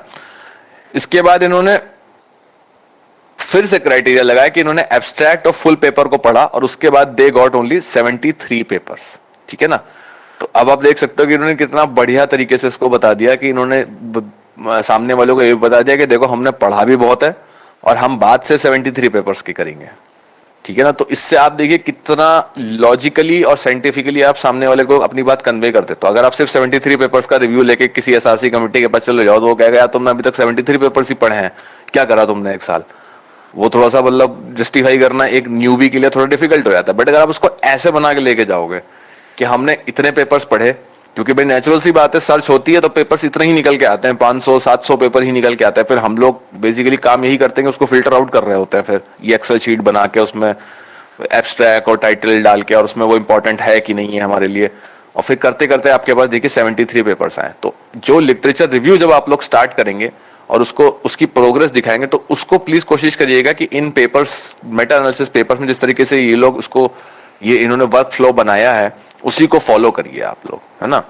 और सेकेंडली इन पेपर्स के एंड में जाते जाते ये देखिए यहाँ पे लिस्ट भी इन्होंने प्रोवाइड कर दी कि कौन सा पेपर किस जो पेपर इन्होंने यूज करे हैं अपनी स्टडी के लिए, है ना, कौन ऑथर था, किस जर्नल में छपा, article type, survey and in depth interviews. यहाँ पे इन्होंने थोड़ी मेथोडोलॉजी के बारे में बता दिया, जैसे यहाँ पे लिखा हुआ सर्वे, फिर यहाँ पे लिखा हुआ literature review, exploratory case studies, simulation model. मैं जो एक्सेल शीट बनाता हूँ मैं अपनी, वो भी ऐसे ही फॉर्मेट में होती है मेरी, जो मैंने अपने पीएचडी में भी बनाई थी और पोस्ट डॉक्टरल वर्क में भी बनाई थी, लिटरेचर रिव्यू का ट्रैक रखने के लिए कि मैंने क्या क्या पढ़ लिया है।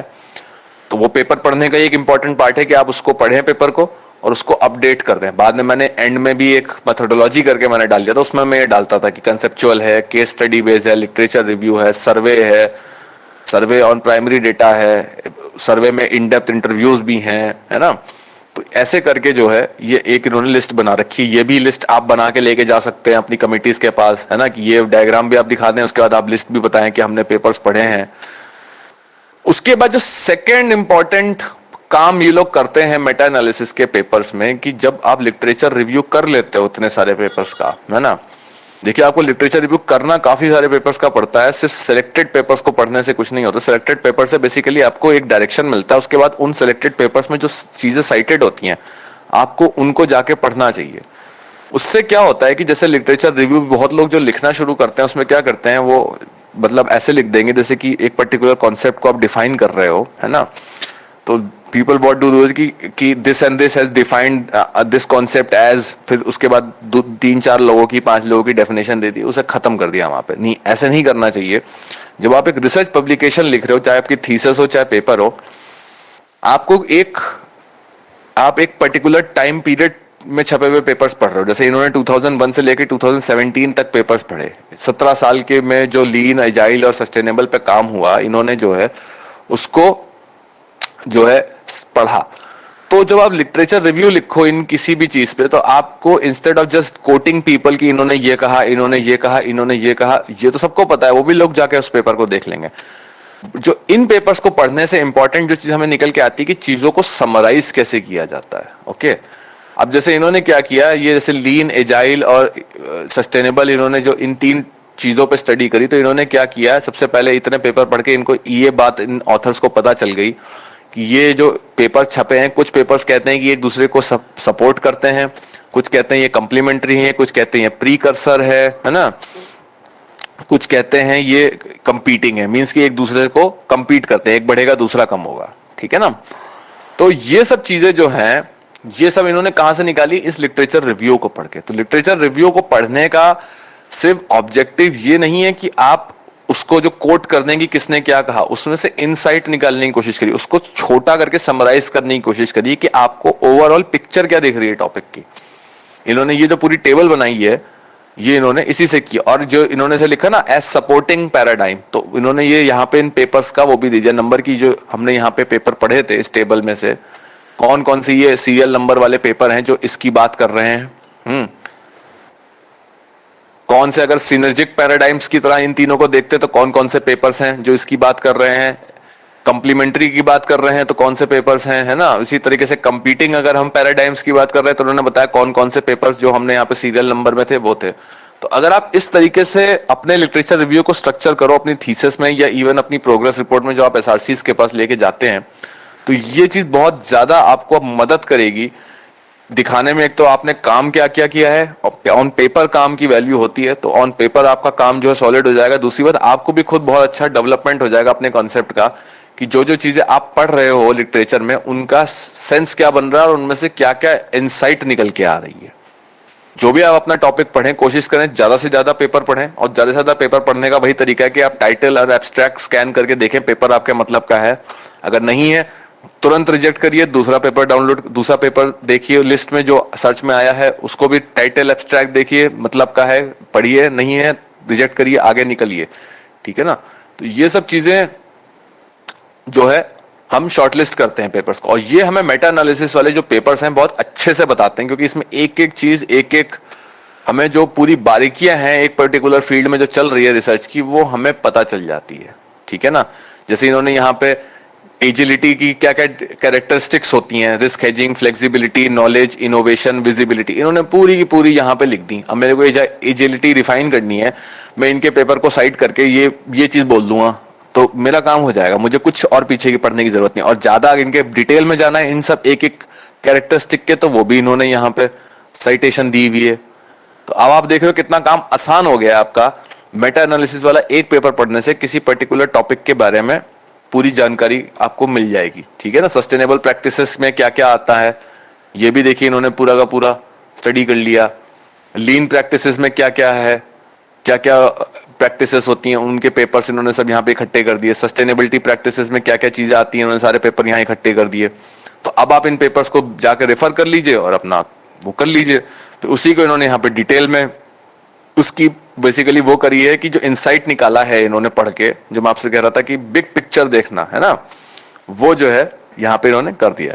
और lastly discussions and future agenda में इस पेपर के दे हैव बेसिकली हाईलाइटेड कि इसमें जो हमें अभी तक पढ़ के समझ में आया है, जैसे इन्होंने कहा था ना कॉम्प्लीमेंट्री, कंपीटिंग, सिनर्जिक पैराडाइम्स, इन्होंने कहा कि हमें पेपर पढ़ के पता चला है कि कि कुछ जगह पे ये जो लीन और एजाइल प्रैक्टिसेस हैं ये एक दूसरे को सपोर्ट करती हैं, कुछ ये एक दूसरे को इंक्रीज इनकरेज करती हैं, कुछ जगह ये पहले आनी चाहिए, कुछ जगह ये बाद में आनी चाहिए, और कुछ जगह ये कंपीटिंग है, मतलब एक दूसरे से कंपीट करती हैं अटेंशन के लिए इंस्टेड ऑफ डूइंग बेनिफिट। तो इनको ये सब पेपर पढ़ के चीज बात पता चल गई, उन्होंने इसको अपनी इनसाइट को एक टेबल में समराइज कर दिया। अब इस तरह की टेबल समराइज करने से बहुत एक इंपॉर्टेंट ये भी हो सकता है कि क्या पता आपके पास कोई रिसर्च क्वेश्चन हाथ लग जाए, इससे रिसर्च क्वेश्चन से ऑब्जेक्टिव में जो आपके वन ऑफ द ऑब्जेक्टिव्स को एड्रेस कर सके। रिसर्च क्वेश्चन बनेगा तो नेचुरल से हाइपोथेसिस भी बन जाएगी, हाइपोथेसिस बन गई तो आपने जिसे बोलते हैं वहां तक का काम अपना जो है सेफली कर लिया। तो this is about these kind of Meta analysis and review of literature papers. Okay, ये मैं कहूंगा सबसे इंपॉर्टेंट टाइप ऑफ पेपर है जो कि अभी जैसे बिगिनर रिसर्चर्स हैं आप लोग, आपके लिए पढ़ना जो है बहुत इंपॉर्टेंट हो जाता है। अच्छा, इसके बाद आते हैं स्ट्रेट हमारे हाइपोथेसिस टेस्टिंग वाले papers. For example this paper of mine, arresting fake news sharing on social media, theory of plant behaviour approach. Theory of plant behaviour already एक वेल एस्टेब्लिश्ड थ्योरी है ह्यूमन बिहेवियर की, तो basically हमने इस theory को लेके apply करके देखा कि क्या हम फेक न्यूज जो लोग शेयर करते हैं, क्या थ्योरी ऑफ प्लान बिहेवियर से हम उनको मतलब प्रोफाइल कर सकते हैं। ऐसे लोग जो फेक न्यूज के झांसे में आ जाते हैं, सॉरी शेयर नहीं करते, जो झांसे में आ जाते हैं, उसको ट्रू मानने लगते हैं, क्या हम थ्योरी ऑफ प्लान बिहेवियर की अप्रोच से ऐसे लोगों को प्रोफाइल कर सकते हैं। तो ये भी एक वेल एस्टैब्लिश थ्योरी है। फेक न्यूज एक सोशल मीडिया पे एक बहुत ही रेलिवेंट फिनोमिना है आज की डेट में। तो हमने दोनों को मिला के एक पेपर बना दिया।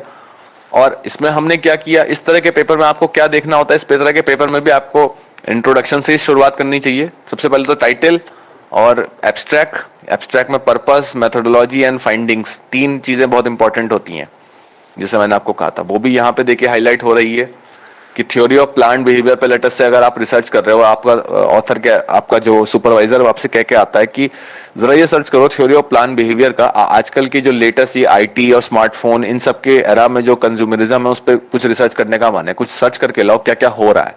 तो this is one of the paper जो कि आप वहां पे जाके एज सच रिपोर्ट कर सकते हो कि आईटी और इसके केस में थ्योरी ऑफ प्लांट बिहेवियर के ये अप्रोचेस हैं। वो आपको कैसे पता चलेगा, टाइटल और एब्स्ट्रैक्ट पढ़ के। तो इसके भी इंट्रोडक्शन में हमने यही सब बताया कि अभी तक क्या आजकल सोशल मीडिया का क्या चल रहा है, क्यों सोशल मीडिया इंपॉर्टेंट है। Secondly, what are the reasons कि फेक न्यूज पे हमने रिसर्च करी, क्यों उसके हम लोगों को प्रोफाइल करना चाह रहे हैं, क्योंकि इससे फेक न्यूज होने से कंपनीज को नुकसान होता है बहुत ज्यादा सोशल मीडिया। उसके बाद हमने थोड़ा गैप आइडेंटिफिकेशन भी यहाँ पे कि एकेडमिकली क्या क्या क्या मिसिंग है अभी फेक न्यूज शेयरिंग में, के बिहेवियर्स को, फेक न्यूज क्यों अभी तक लोग शेयर करते हैं या बिलीव कर लेते हैं। इसके बारे में एकेडमिक स्टडीज अभी धीरे धीरे करके आ रही हैं, बट अभी लोगों के पास कंक्रीट रीजन नहीं है। तो हमने थोड़ा यहाँ पे इसको एक्सप्लेन किया। और फाइनली अपना जो है हमने जो है पेपर का स्ट्रक्चर बता दिया। अब जो इस तरीके के एम्पेरिकल पेपर्स होते हैं, वहां पे जो आपको जो एज ए रिसर्चर पढ़ना चाहिए वो ये देखना चाहिए कि जो ये हाइपोथेसिस डेवलपमेंट, ये नल हाइपोथेसिस जो डेवलप करी जाती है, ये कैसे करते हैं ये लोग। क्योंकि कई बार क्या होता है कि हाइपोथेसिस वाले जो पेपर्स होते हैं, लोगों ने बहुत अच्छे टॉपिक्स लिए होते हैं, लिटरेचर रिव्यू भी अच्छा होता है, बट वो कहानी जो होती है वो नहीं बन पा रही होती है। वो हाइपोथेसिस बस रैंडमली डाल देते हैं एंड में कि H1 H2 H3, ऐसा नहीं होता है। हाइपोथेसिस हमेशा जो डिस्कशन चल रहा होता है पिछले सेक्शन में, उसको जो कंक्लूड करने के लिए एक स्टेटमेंट होता है। It should not come at the end कि हाँ ठीक है ये सब बता दिया हमने, अब 4 हाइपोथेसिस डाल दी। नहीं, हाइपोथेसिस जनरेशन जो होता है आपका, वो आपका जो डिस्कशन और जो भी डिबेट चल रही होती है उसके बेसिस पे ही एक टेंटेटिव स्टेटमेंट होता है। तो जैसे हमने यहाँ पे लिखा कि हमने कहा यहाँ पे awareness and knowledge about fake news जो है वो लोगों को फेक न्यूज शेयर या उसमें बिलीव करने से प्रिवेंट करती है। तो हमने इसका थोड़ा सा केस बनाया कि फेक न्यूज जो ये कि पास्ट स्कॉलरशिप से हमें पता चलता है कि जो मतलब इस तरीके के प्रिवेंटेबल हेल्थ हैजर्ड्स होते हैं और क्या कहते हैं बैड बिहेवियर्स होते हैं, अगर लोगों को उनकी एडिक्शंस होते हैं, जैसे लोगों को ड्रिंकिंग और क्या कहते हैं ड्रग्स, या जितनी डिजीजेस होती हैं खतरनाक जैसे कि HIV, कैंसर, डायबिटीज, अगर इनके बारे में लोग अवेयर होते हैं तो people take necessary preventive measures और वो अवॉइड करते हैं इन चीज़ों को। तो हमने इसी चीज़ पे बात करते हुए ये कहा कि जैसे इस अवेयरनेस इन सब चीज़ों के केस में लोगों को जागरूक बनाती है और ताकि लोग इन चीज़ों से बच के रहें, वैसे फेक न्यूज़ के केस में भी हम अज्यूम करते हैं इन स्टडीज के बेसिस पे, जो कि ये हेल्थ और इन सब बिहेवियर्स की एडिक्शन बिहेवियर्स के कंटेक्स्ट में हमने कोट करी कि लोग फेक न्यूज से भी अगर लोग जागरूक होंगे, अवेयर होंगे, तो वो फेक न्यूज से भी बचेंगे। तो ये करते हुए देखिए फिर हमने अपनी हाइपोथेसिस जनरेट करी। तो आपको जब हाइपोथेसिस इन पेपर्स में जो हाइपोथेसिस टेस्टिंग वाले पेपर्स होते हैं, इनमें 2 चीजें पढ़नी चाहिए कि एक तो हाइपोथेसिस ये जनरेट कैसे करते हैं, ठीक है। दूसरी बात यह है कि आपकी भी हाइपोथेसिस हो सकती है कुछ इस तरीके की, अगर आप बिहेवियर पे स्टडी कर रहे हो कि awareness about certain behaviour has impact regarding the behaviour, तो आप इस तरीके की जो स्टडीज हैं जो कि बिहेवियर और अवेयरनेस और बिहेवियर को कनेक्ट कर रही हैं, आप उसमें जो है इनको लेके अपना इनका जो रिजल्ट आता है हाइपोथेसिस टेस्टिंग का, अगर वो पॉजिटिव होता है तो आप उसको पॉजिटिव उसमें ले जा सकते हो, और अगर वो नेगेटिव है तो आप उसको नेगेटिव सेंस में ले जा सकते हो, ठीक है ना। Just 1 minute.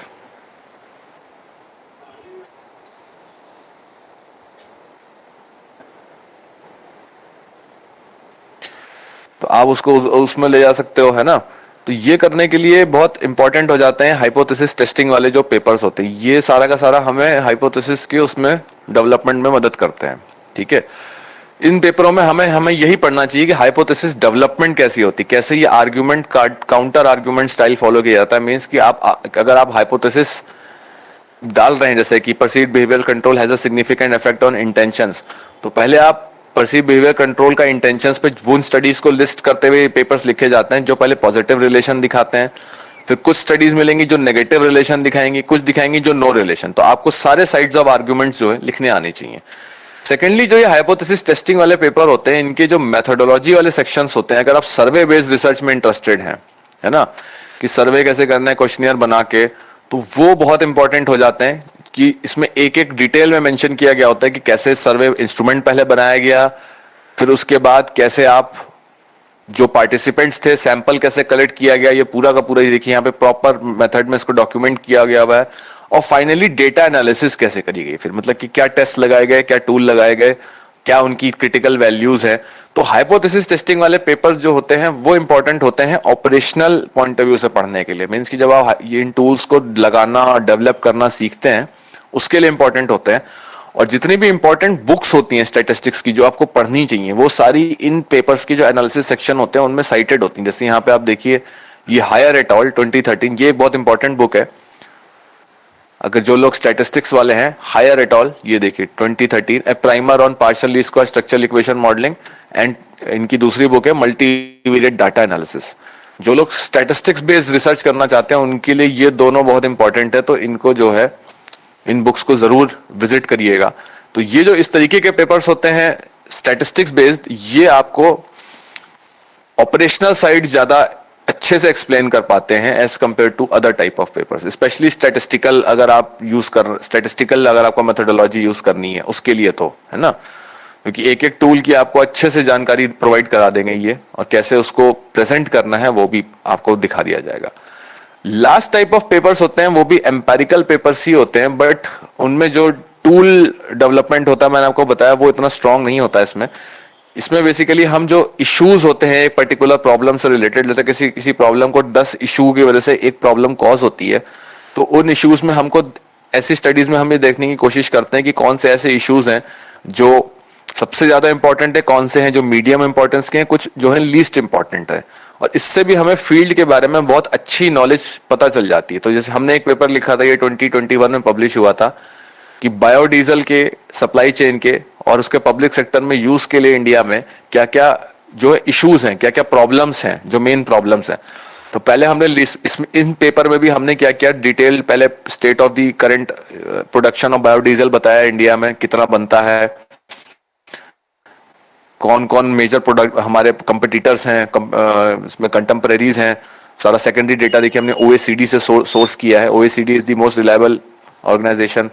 उसके बाद हमने इसमें क्या किया, जितने भी इश्यूज थे उनको जो है लिस्ट आउट किया। ये देखिए, seasonality, variability in yield, logistics, process, land competition, और ये सारे इश्यूज को फिर हमने प्रायोरिटाइज किया, मींस कि इनकी रैंकिंग निकाली कि कौन from most important to least important, okay, ranking of the issue.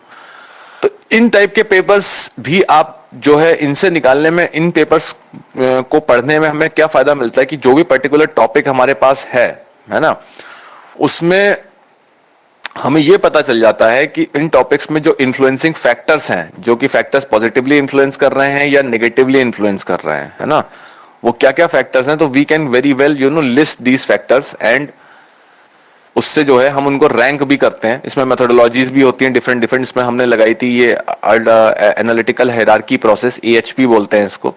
इनसे अगर आपके पास किसी प्रॉब्लम से रिलेटेड 10 या 20 इश्यूज हैं तो आप उनको रैंक कर सकते हैं on the basis of importance. और जो रैंकिंग होती है, ये हम छोटा सा एक सर्वे करवाते हैं कुछ एक्सपर्ट से फील्ड के, और उनको ये इश्यूज देते हैं और उनसे कहते हैं कि आप इनको रैंकिंग प्रोवाइड करो। तो उनकी एवरेज बेसिकली जो रैंकिंग होती है रिलेटिव एक दूसरे के, उसमें ये वहां से आती है निकल के।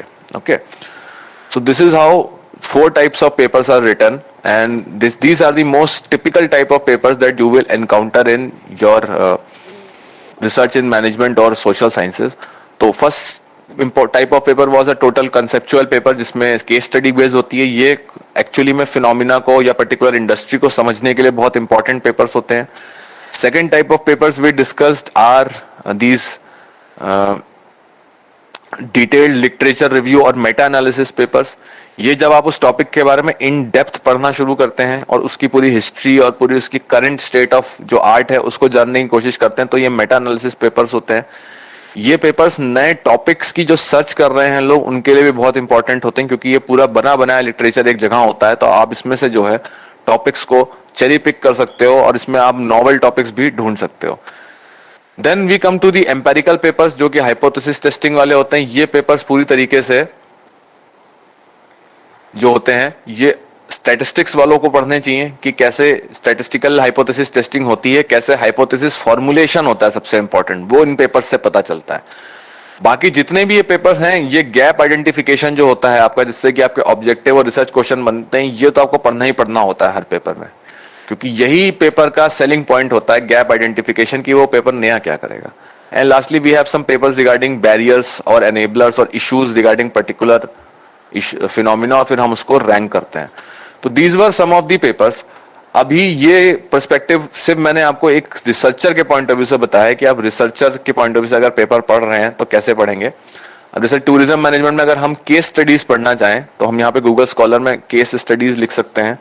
तो जितने भी टूरिज्म मैनेजमेंट की हमारी केस स्टडीज हैं वो निकल के आ जाएंगी। जैसे ये दिखा रहा है, how resilient are wine tourism destination to health related security threats, a winery perspective. इन्होंने वाइन इंडस्ट्री पे, जो वाइन टूरिज्म होता है उस पे उसकी केस स्टडी डेवलप करी है। बहुत सारी चीजें कि आपको food allergy and intolerance in restaurants, case studies जो सारी की सारी हैं। Impact of covid on event management industry. तो ये सारी जितनी केस स्टडीज हैं ये भी बहुत अच्छी आपके लिए रेडीमेड टॉपिक्स बन सकती हैं, क्योंकि ये सब बहुत एक छोटे सैंपल भी ली गई होती हैं। अगर आप इन्हीं को थोड़ा सा इकट्ठा करके 2-3-4 केस स्टडीज को, इनके पर्सपेक्टिव्स को एक जगह जोड़ के एक हाइपोथेसिस 3-4 बना लें और फिर उसको सर्वे कर लें, तो वो एक बहुत अच्छा टॉपिक बन जाता है। तो केस स्टडीज में ये काम थोड़ा आपको इनडायरेक्ट करना पड़ता है। जो लिटरेचर वाले पेपर होते हैं इसमें ये काम डायरेक्टली आ जाएगा सारा का सारा। और जितने ये वाले पेपर्स हैं बैरियर्स और एनेबलर्स वाले, ये आपको पर्टिकुलर इश्यूज के बारे में डिटेल हाईलाइट प्रोवाइड करते हैं। For example barriers to tourism हम यहाँ पे से लिख दें तो हमको सारे के सारे principal benefits and barriers to community based tourism, है ना, इतने तरह के टूरिज्म से रिलेटेड जितने बैरियर्स हैं हमें पता चल जाएंगे, तो हम उन पे काम कर सकते हैं। बैरियर्स एनेबलर्स किसी भी इंडस्ट्री के लिए हो सकते हैं, तो ये तो बहुत वाइड टर्म लिख दिया मैंने यहाँ पे आपको थोड़ा स्पेसिफिक होना पड़ेगा। तो this is how you search and develop and read this type of 4 different types of research papers. तो ऐसा करके दीज आर दी बेसिकली ऐसी टाइप के 4 कैटेगरीज में पेपर्स फॉल करेंगे मैनेजमेंट और सोशल साइंसेज में। Literature review, case study based, then we have empirical 2 types, जिसमें एक हाइपोथेसिस टेस्टिंग पेपर है और एक जो है वो इश्यूज को रैंक करने के लिए पेपर्स लिखे जाते हैं। So this was about this session from my side. So any